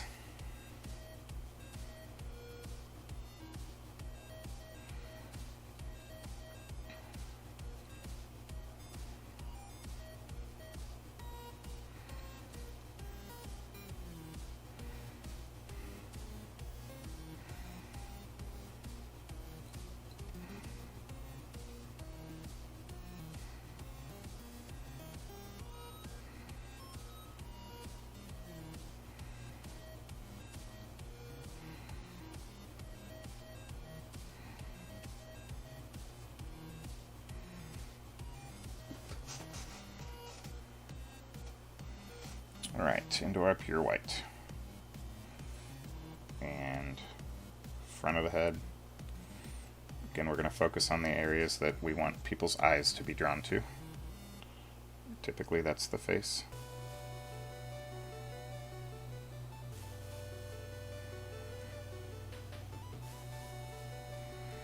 And then we'll get a couple other places, like the tops of the shoulders near the face.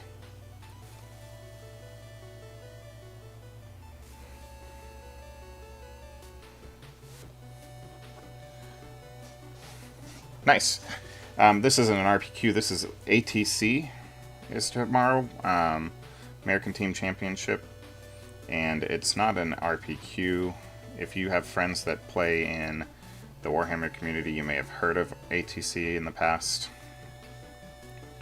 Or if you listen to any of the Legion podcast or the Stabcast guys, you may have heard of the ATC.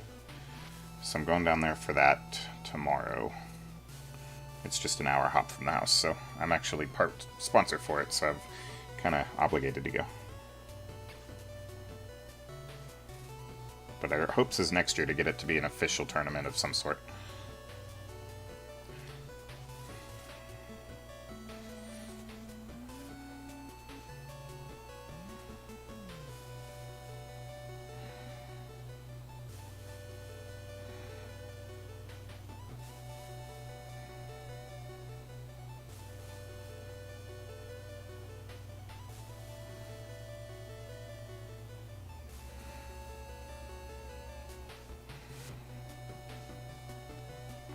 Good luck in your RPQ tomorrow. Hopefully you do better than I did in my last one I participated in.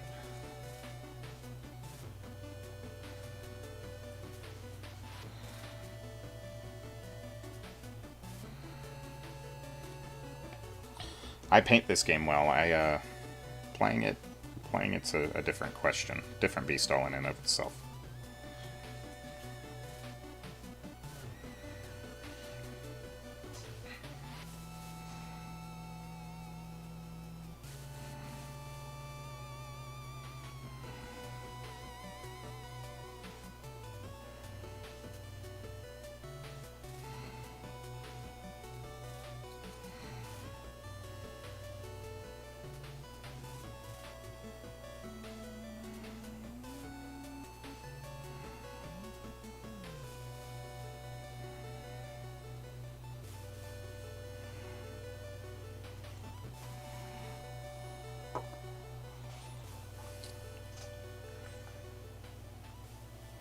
Oops, went into the wrong paint first, but that's okay.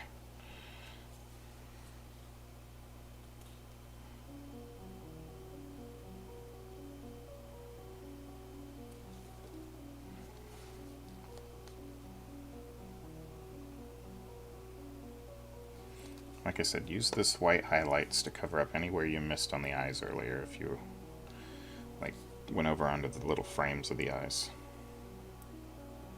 That's why I didn't bother fixing it earlier. I'm all for time saving.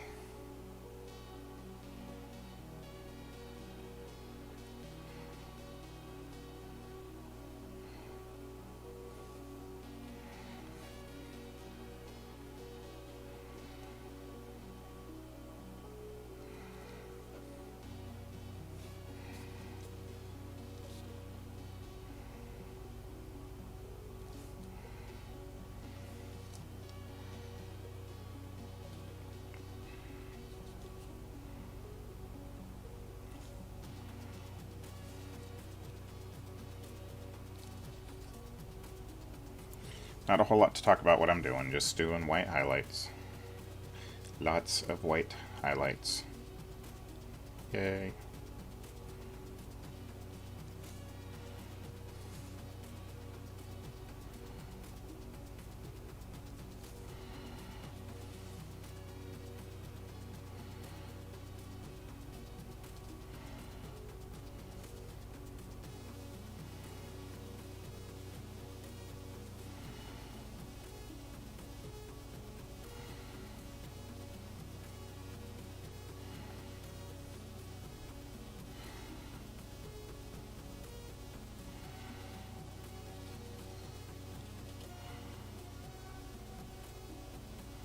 Are you going to Gen Con?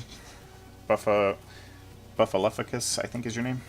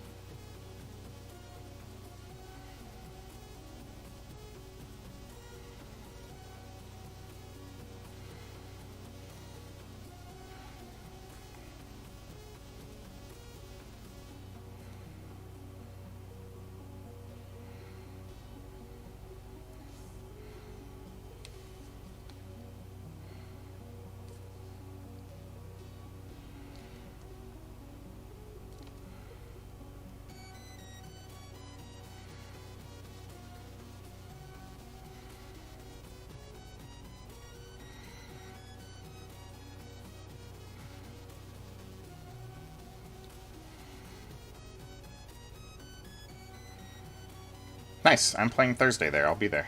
Maybe I'll see ya.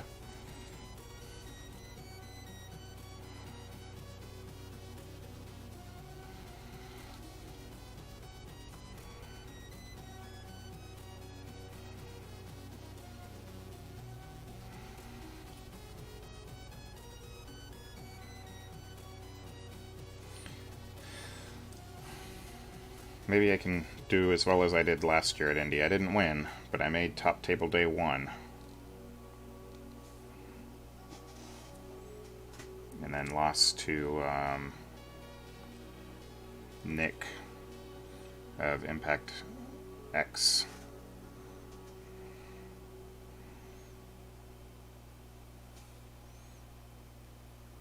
Nobody mentions the guy who got second place.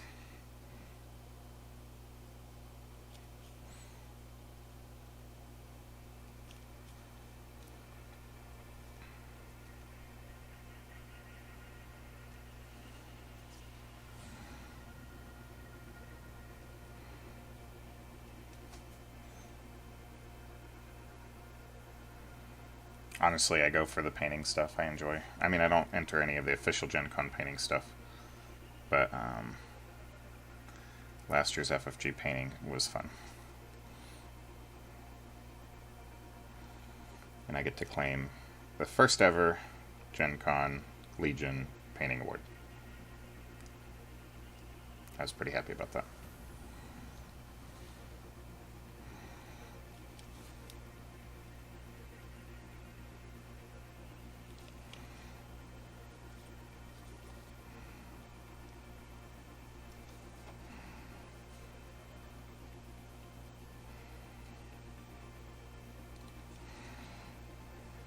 Alright, onto our pure white.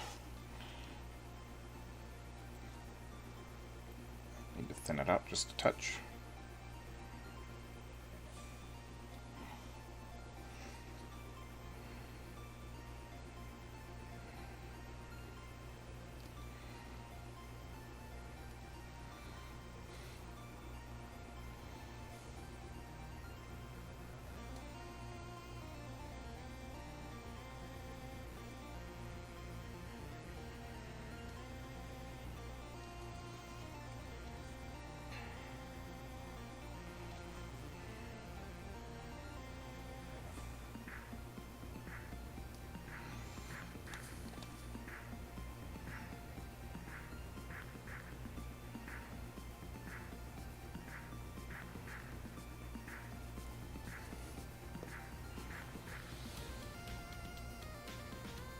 You guys thinking you'll have a big turnout for your RPQ tomorrow?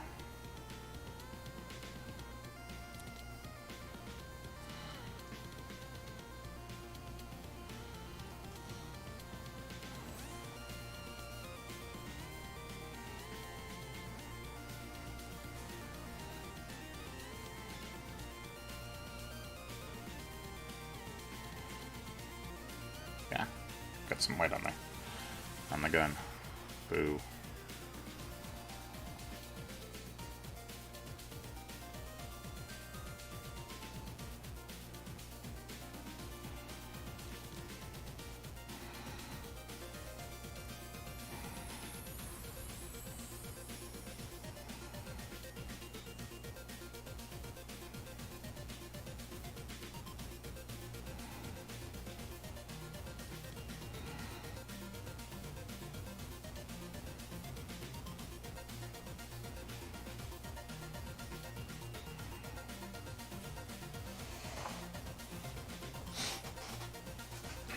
I'll be glad.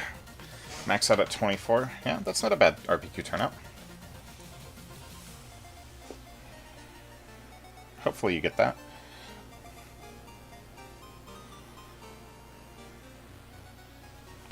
I mean, I guess less people always increases your odds, right? But I'd rather have more people and have fun.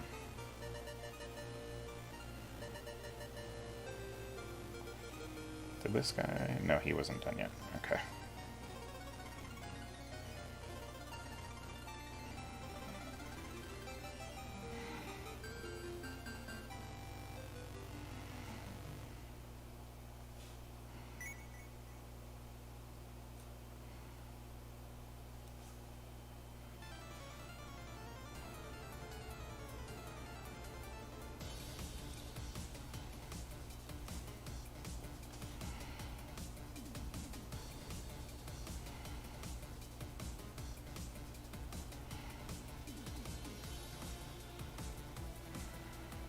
You doing anything else at Gen Con besides just Legion?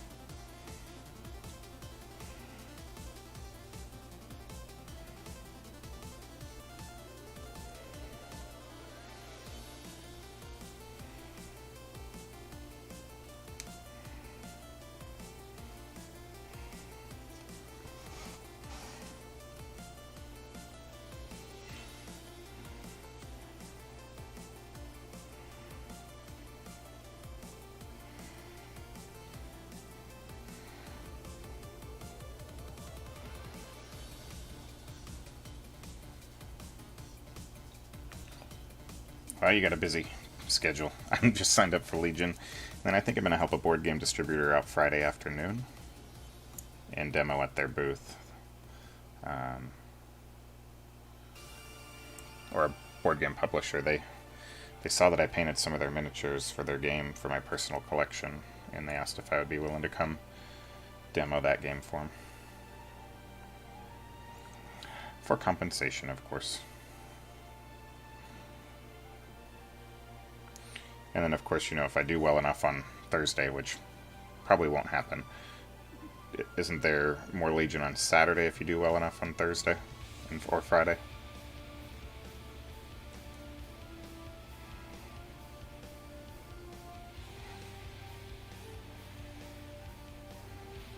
Since this year they only let you join one day, last year they let you play multiple days of Legion.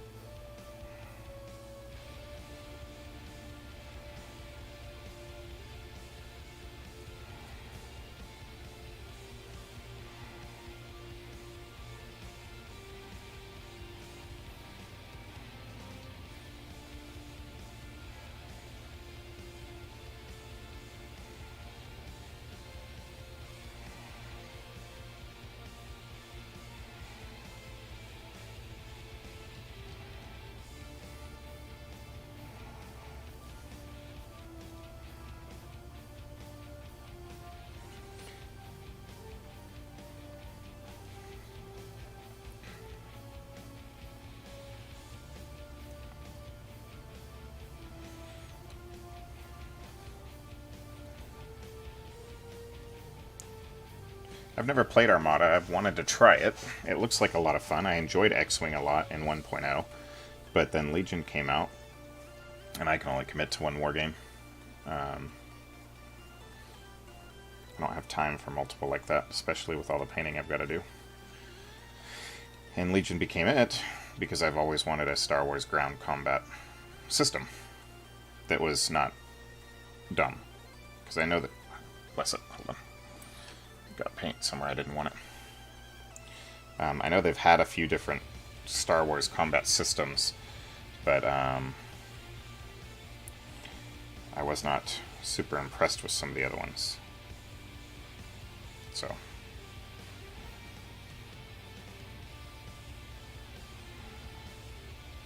I think they nailed it this time.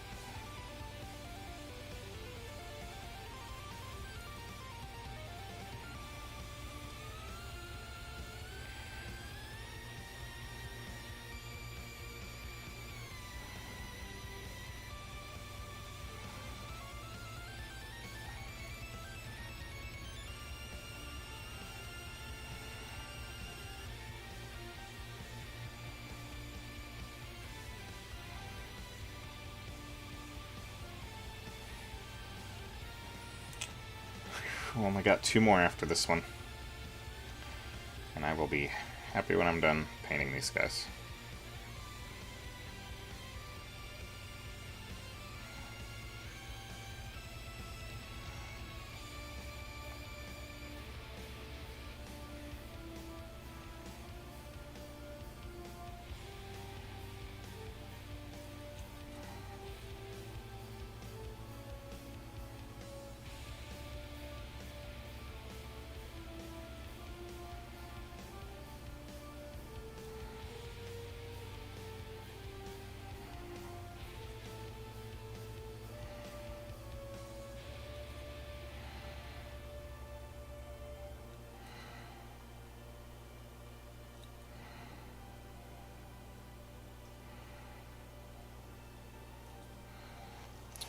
white.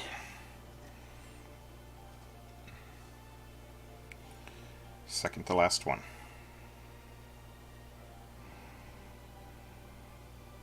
And then we've got to highlight our orange on the captain. And wash and highlight the guns, and then we'll be done. Washing and highlighting the guns is easy, though.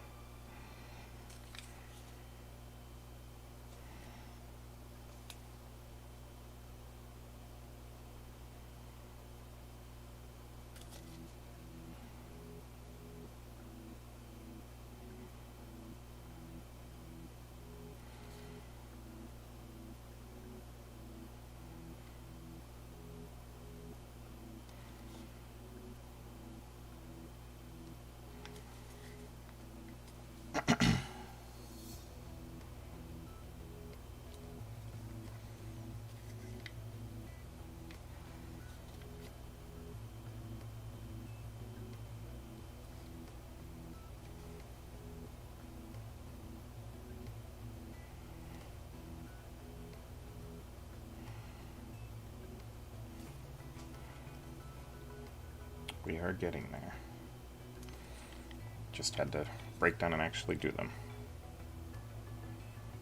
After many, many months of them sitting painted white and ready to be painted.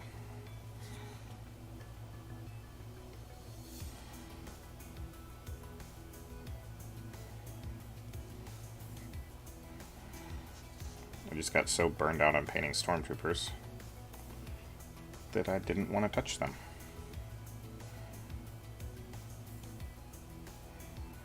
And then now I've been asked to just paint mostly Rebels lately. Got burned out on painting some Rebels, so now here I am painting Stormtroopers again.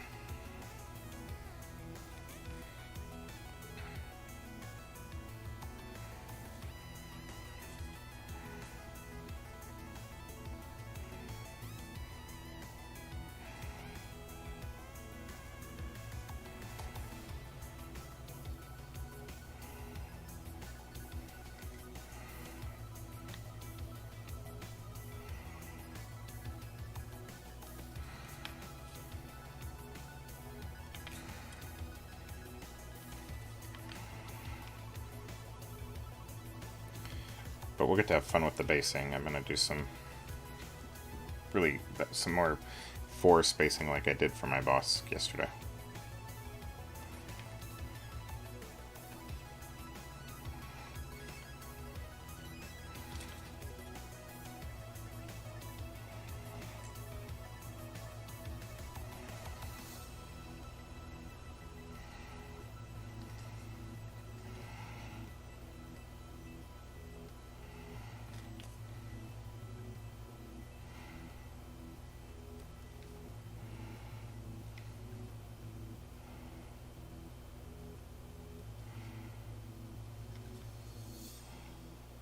Pure white highlights.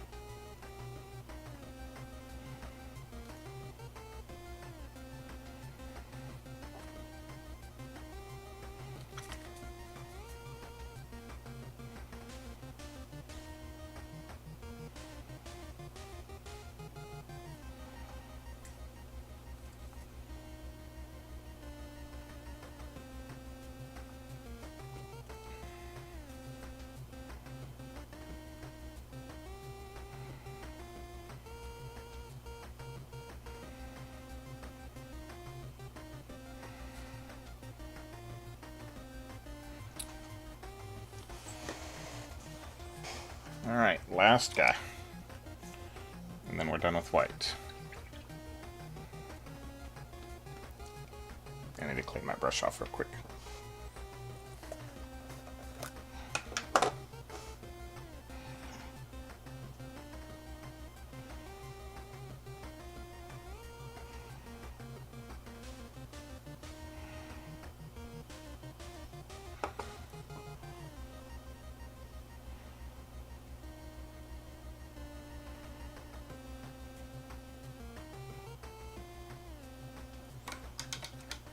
Had some goop getting up in the ferrule, and I don't want that to happen. Especially not on this brush. It's my fine detail brush.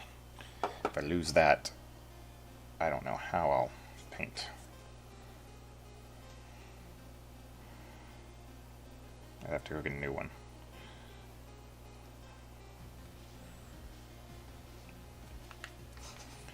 Alright.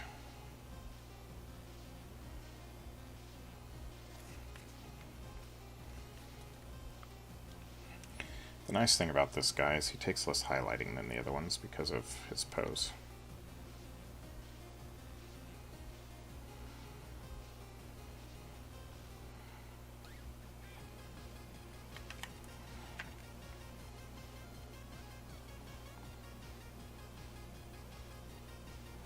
And honestly, like I've said, he'll probably never see the table anytime soon. But might as well paint him. Gotta paint Stormtroopers anyways.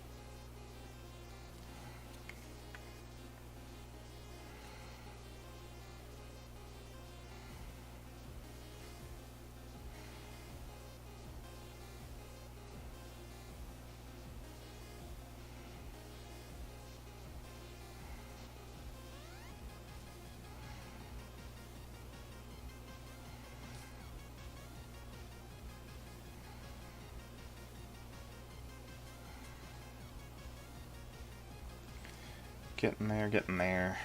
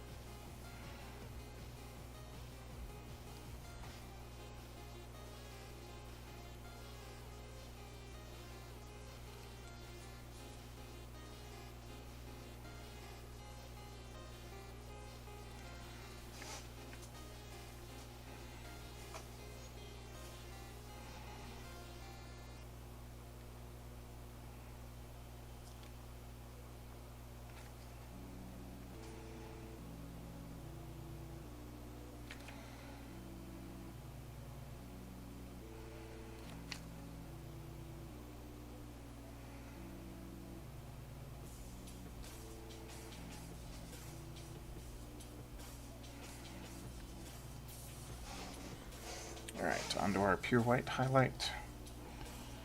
And then we are done highlighting white. Hooray!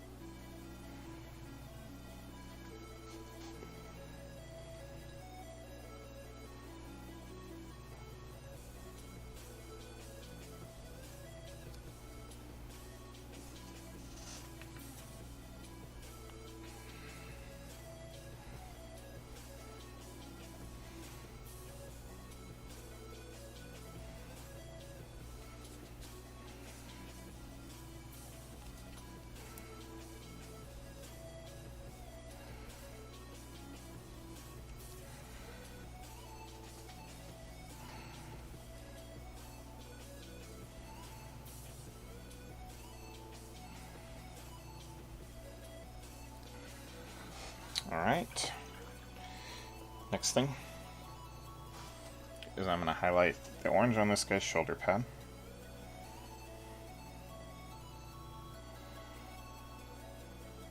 Just using that base mythical orange right now. Then I'm going to come over into my white and contrast it, or I'm losing my terms. I'm going to lighten it up a little bit, for lack of a better term. And I'm going to try to do some on-model wet blending. So, before it's completely dry, I'm going back over it with a lighter color.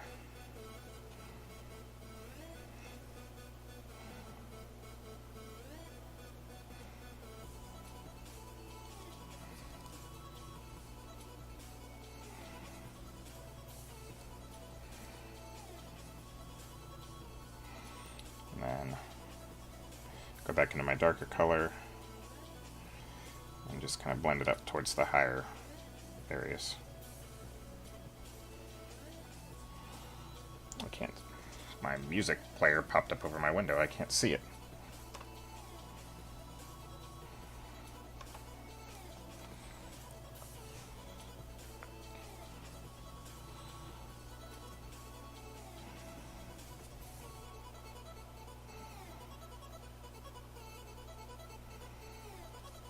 There we go. Alright, so last step, we need to get some dark tone. This is dark tone, but it's thin dark tone, so we're not going to use that. We need some regular dark tone. And we're going to real carefully apply this to all of the guns. And this guy's backpack.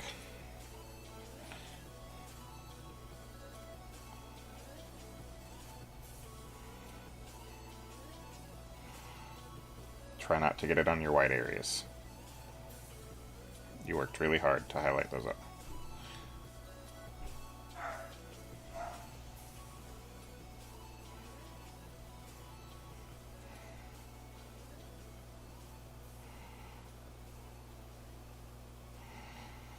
And this will naturally, since we use the Necromancer Cloak, it will naturally provide highlights on the black, and we'll just use some gunmetal to bring those highlights, pick out some select areas of highlights.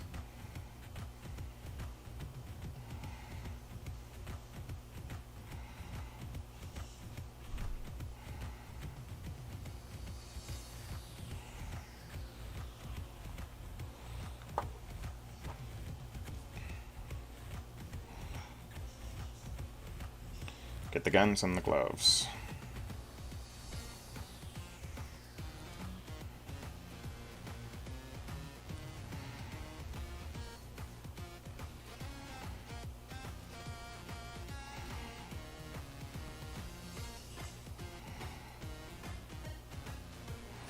And the holsters.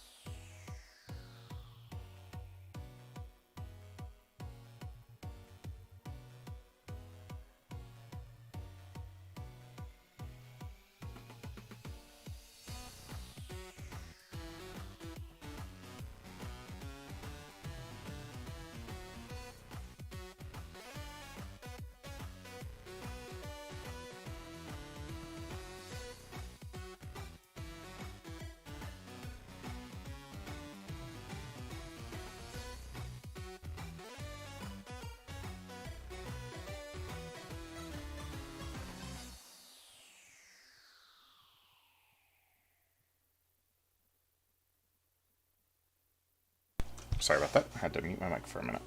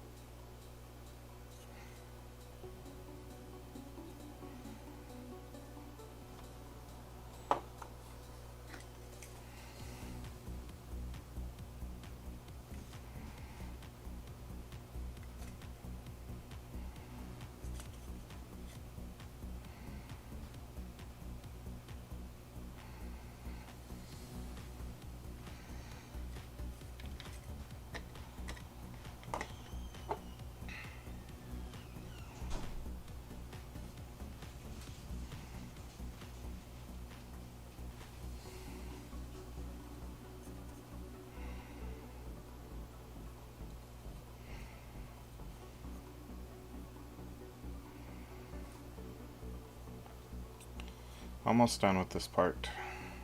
I will be glad when I am done with Stormtroopers for a while. One more.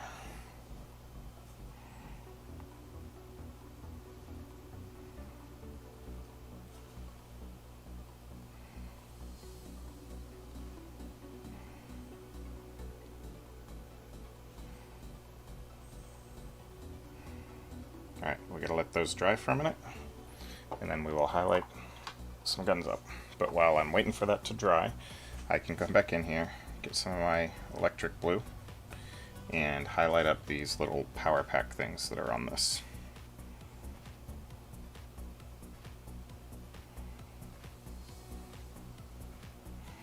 And bring back the blue color on those, and then come over into my white.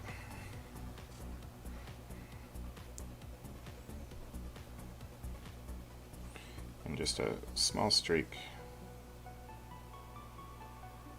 right there.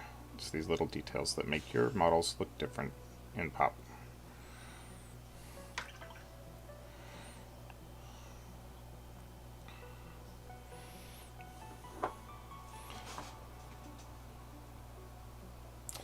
Alright, while we're waiting on those to finish, we can work on our basing. Because the only thing I'm going to need to do is add some gunmetal as soon as the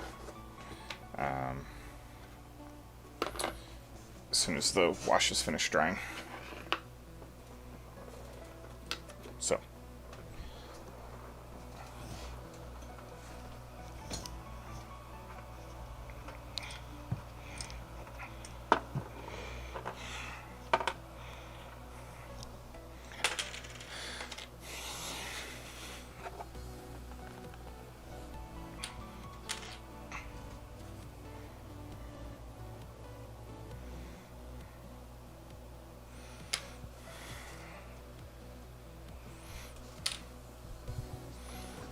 Bases.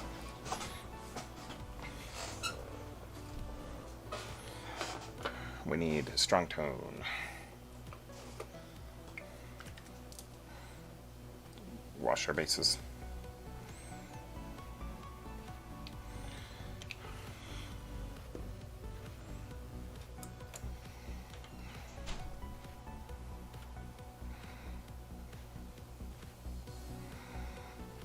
That one's not quite as dry as I want it to be, so we'll get a different one.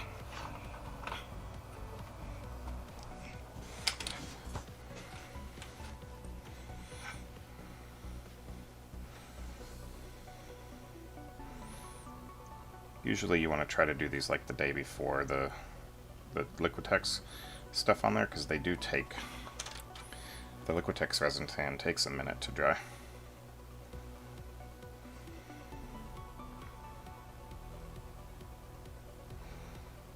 But I did not do that. That's why I have them in front of a fan under my desk.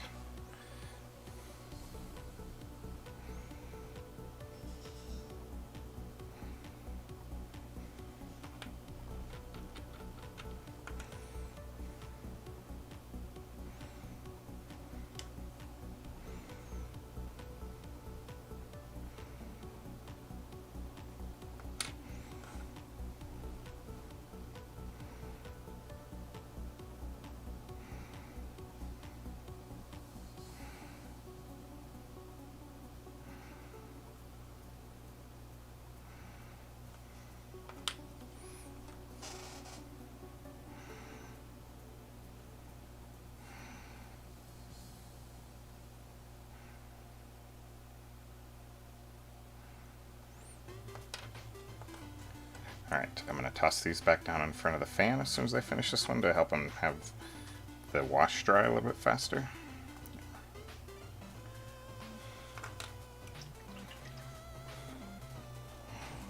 So bear with me.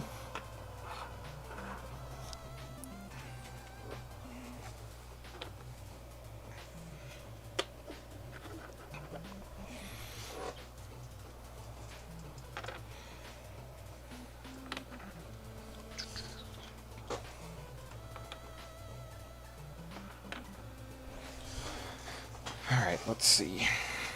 We're dry enough that we can pick out just a few select gun highlights here. Gunmetal. You won't need a whole lot because you're just doing some very small highlights. So on this guy, we're going to pick out a couple of edges and make it just look scratched. Not much.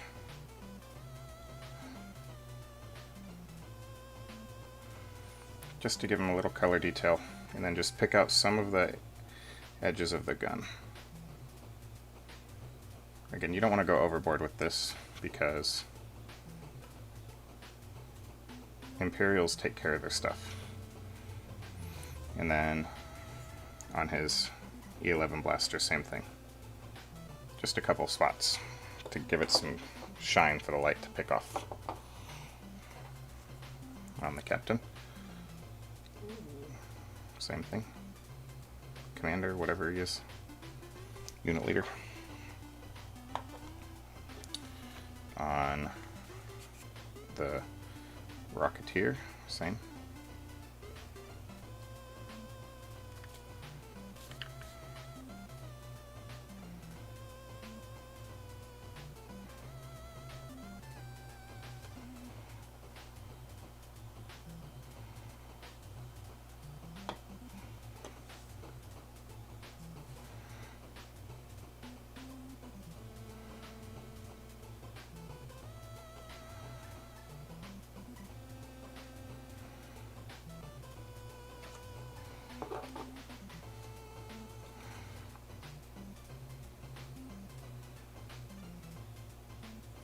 And this is essentially how I paint Stormtroopers. You could put these on a plain base and you would have painted an entire squad of Stormtroopers in less than 2.5 hours.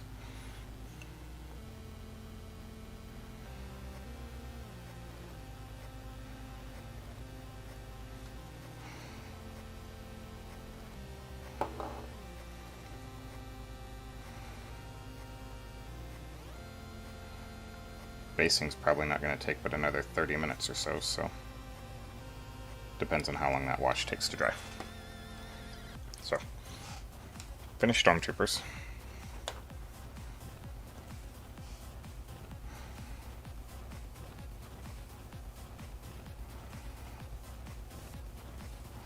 Just darken something on the helmet here with the Stormtrooper.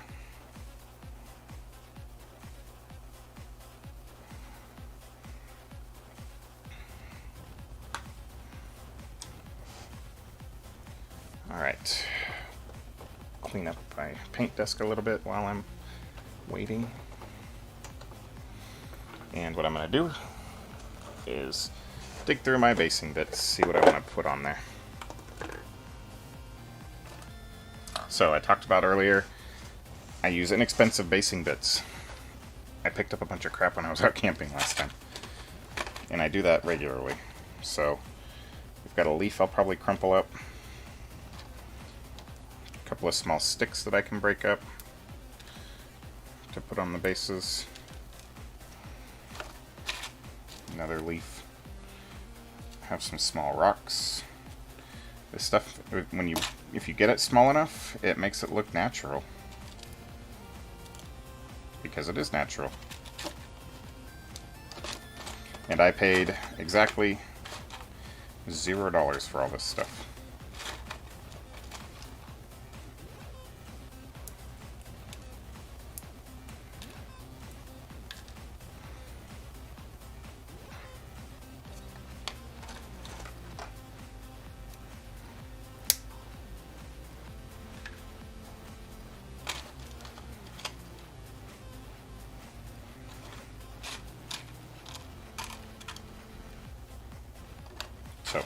Next time you're out and about, take a look on the ground and see what you can find that you think might look great on bases.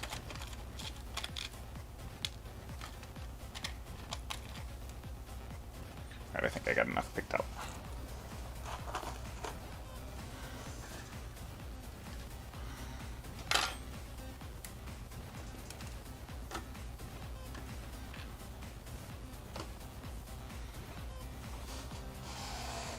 Waiting on these bases to dry so we can dry brush them. We're going to dry brush them with our leather brown.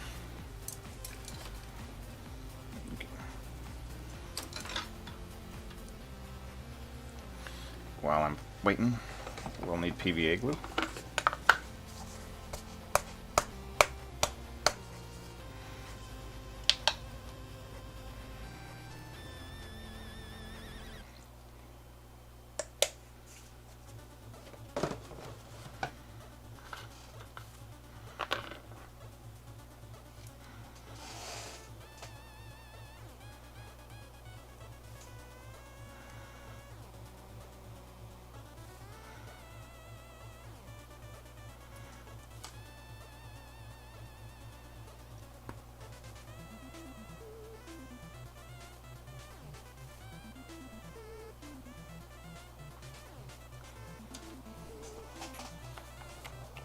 While I'm waiting for those bases to dry, I'm going to step away for just a second and use the facilities. I'll be right back.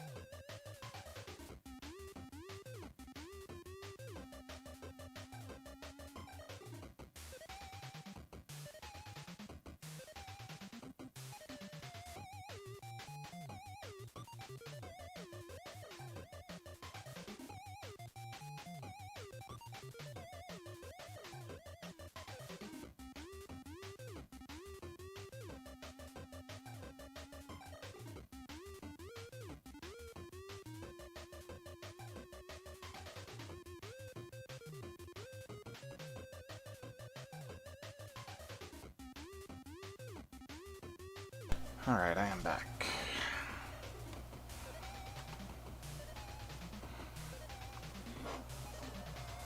Let's see if we are dry yet. One is. 2.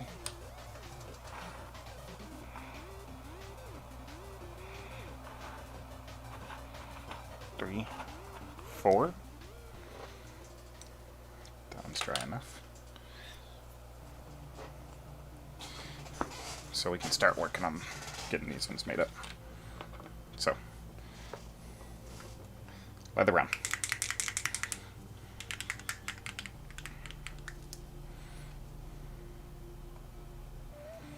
Squeeze some out onto my cheapy palette. Doesn't need to be on my wet palette for dry brushing.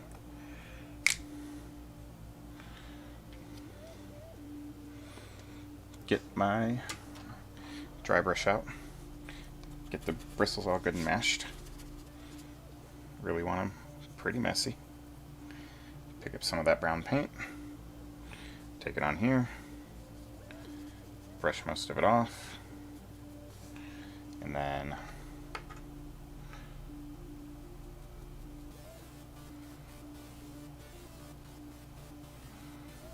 bring it on there. Actually, I may go a little bit brighter.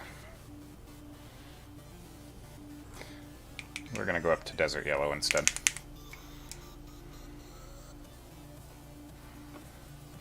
It's just not picking out as much detail as I would have hoped. I know we did bosks in the leather brown, but I want it to be a little bit brighter. Yeah, there we go. And we don't have to be super neat with the dry brushing.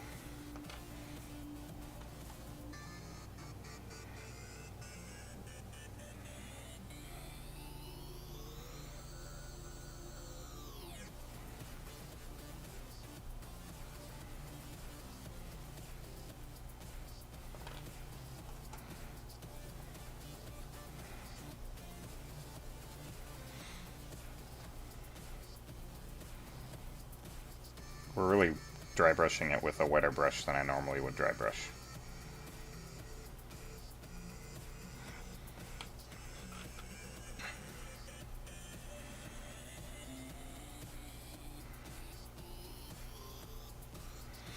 Because a lot of it's going to get covered with basing material or flock anyways.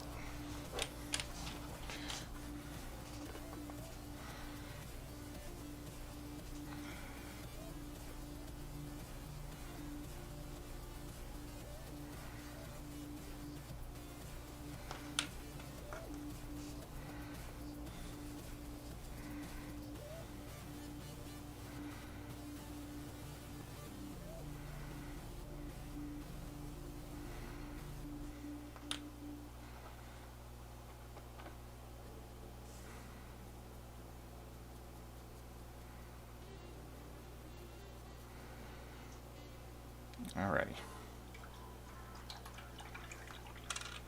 Rinse my dry brush out good. Set it off to the side.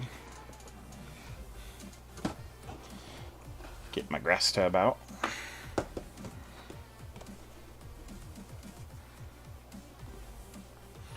Get my, where did it go?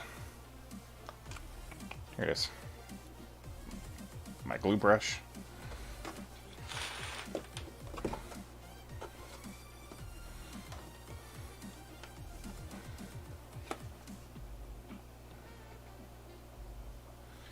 Dab on some PVA glue in the areas that I want grass to be on this one.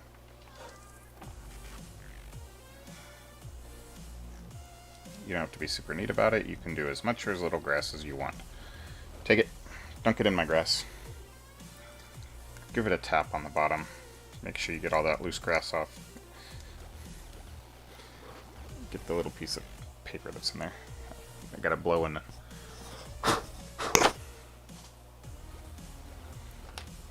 One done.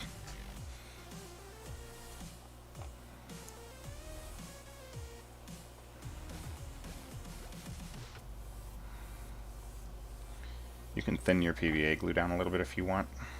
It makes it stick just a little bit less, but I didn't care to for this project. Tap, tap, tap.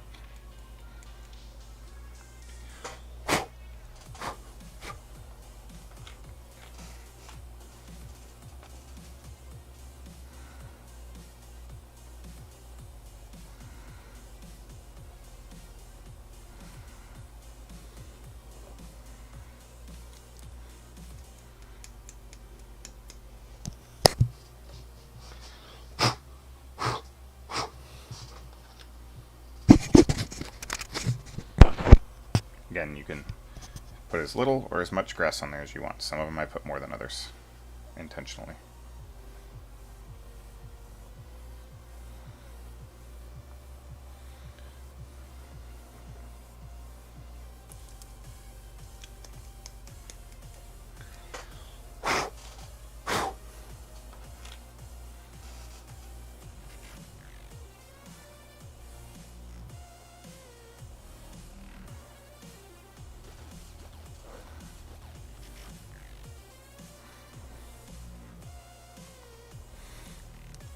Just remember that usually with grass flocklesses, there's a happy medium, depending on the look you're going for.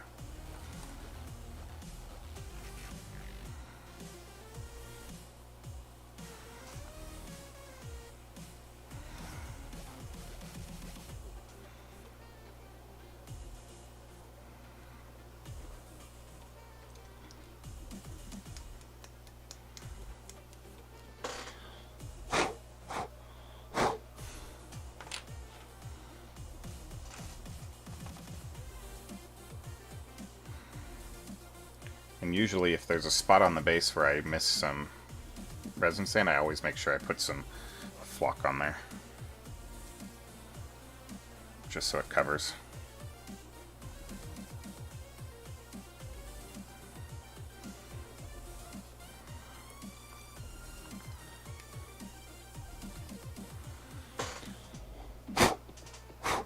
Alright.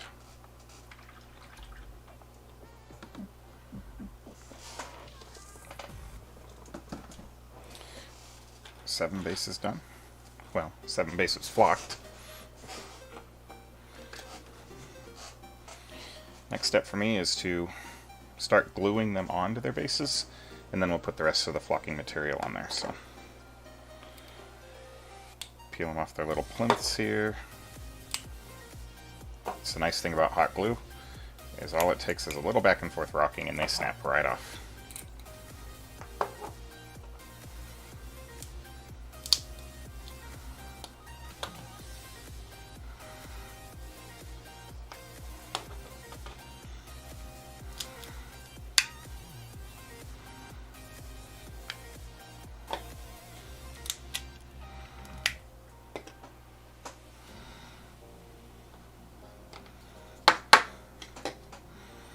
Alright, now I have to pick who I want on what. He's probably going to go on the one with the most grass, just because I don't like the way it looks. And he's going to cover up a bunch of it, so...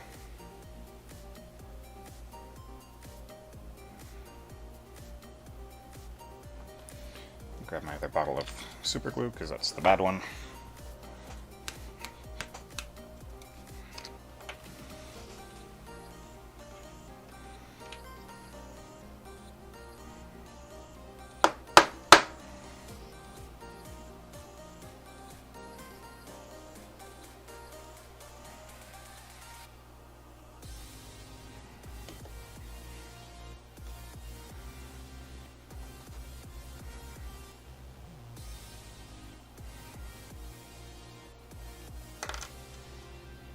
Throw them in these here, apparently.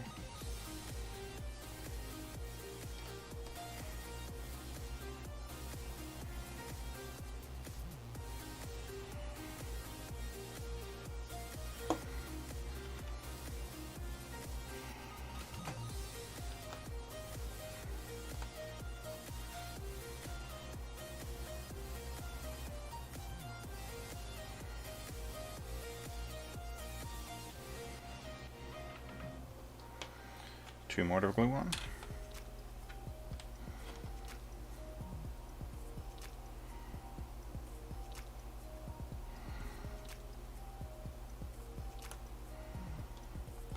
One more.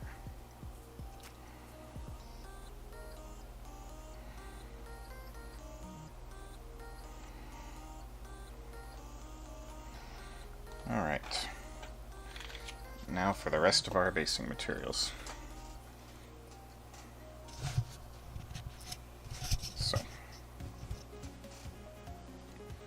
This guy, I want a rock.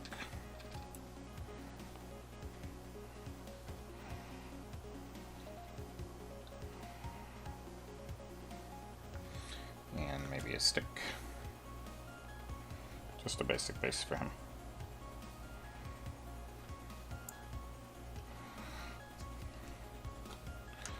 On my DLT, I want a large log.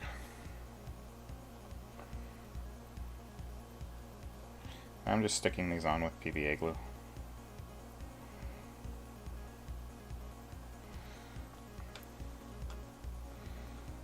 And probably a rock.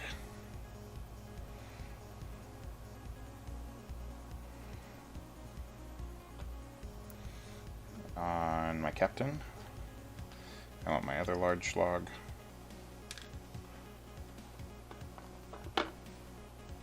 That I had pulled out.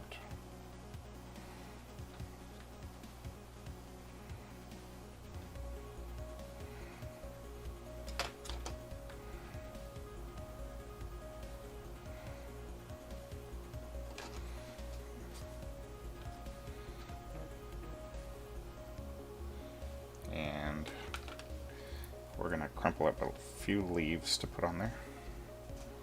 So take a little bit of glue, dab it in the places I want the leaves to go, and pick them up with my fingers and drop them on there.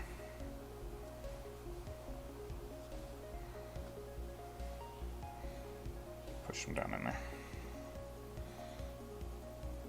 Maybe he needs a rock also. You go as far with your basing or as little as you want. Alright, smaller sticks on some of these guys.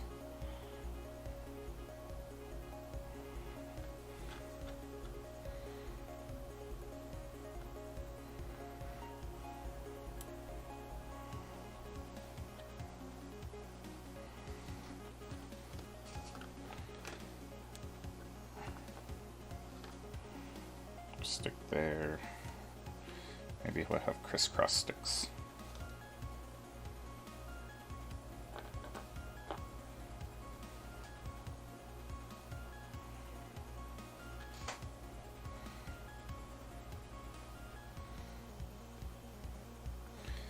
And a stick on this guy. And make sure you kind of randomize your bases. Nature's random. A rock.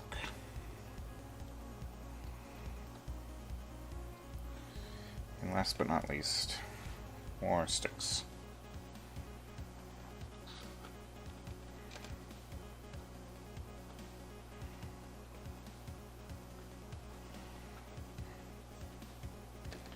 And whatever this piece of bark is going on there too. Alright. And with that, we have a squad of finished Stormtroopers.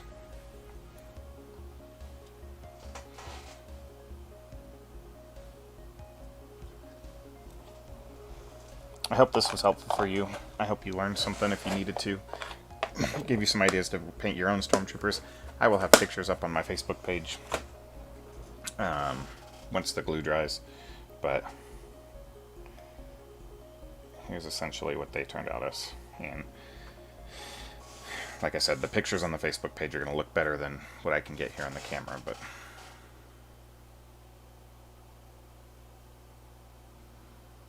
again, I hope you enjoyed the stream. I'm still deciding if I'm going to paint the medbots up tonight.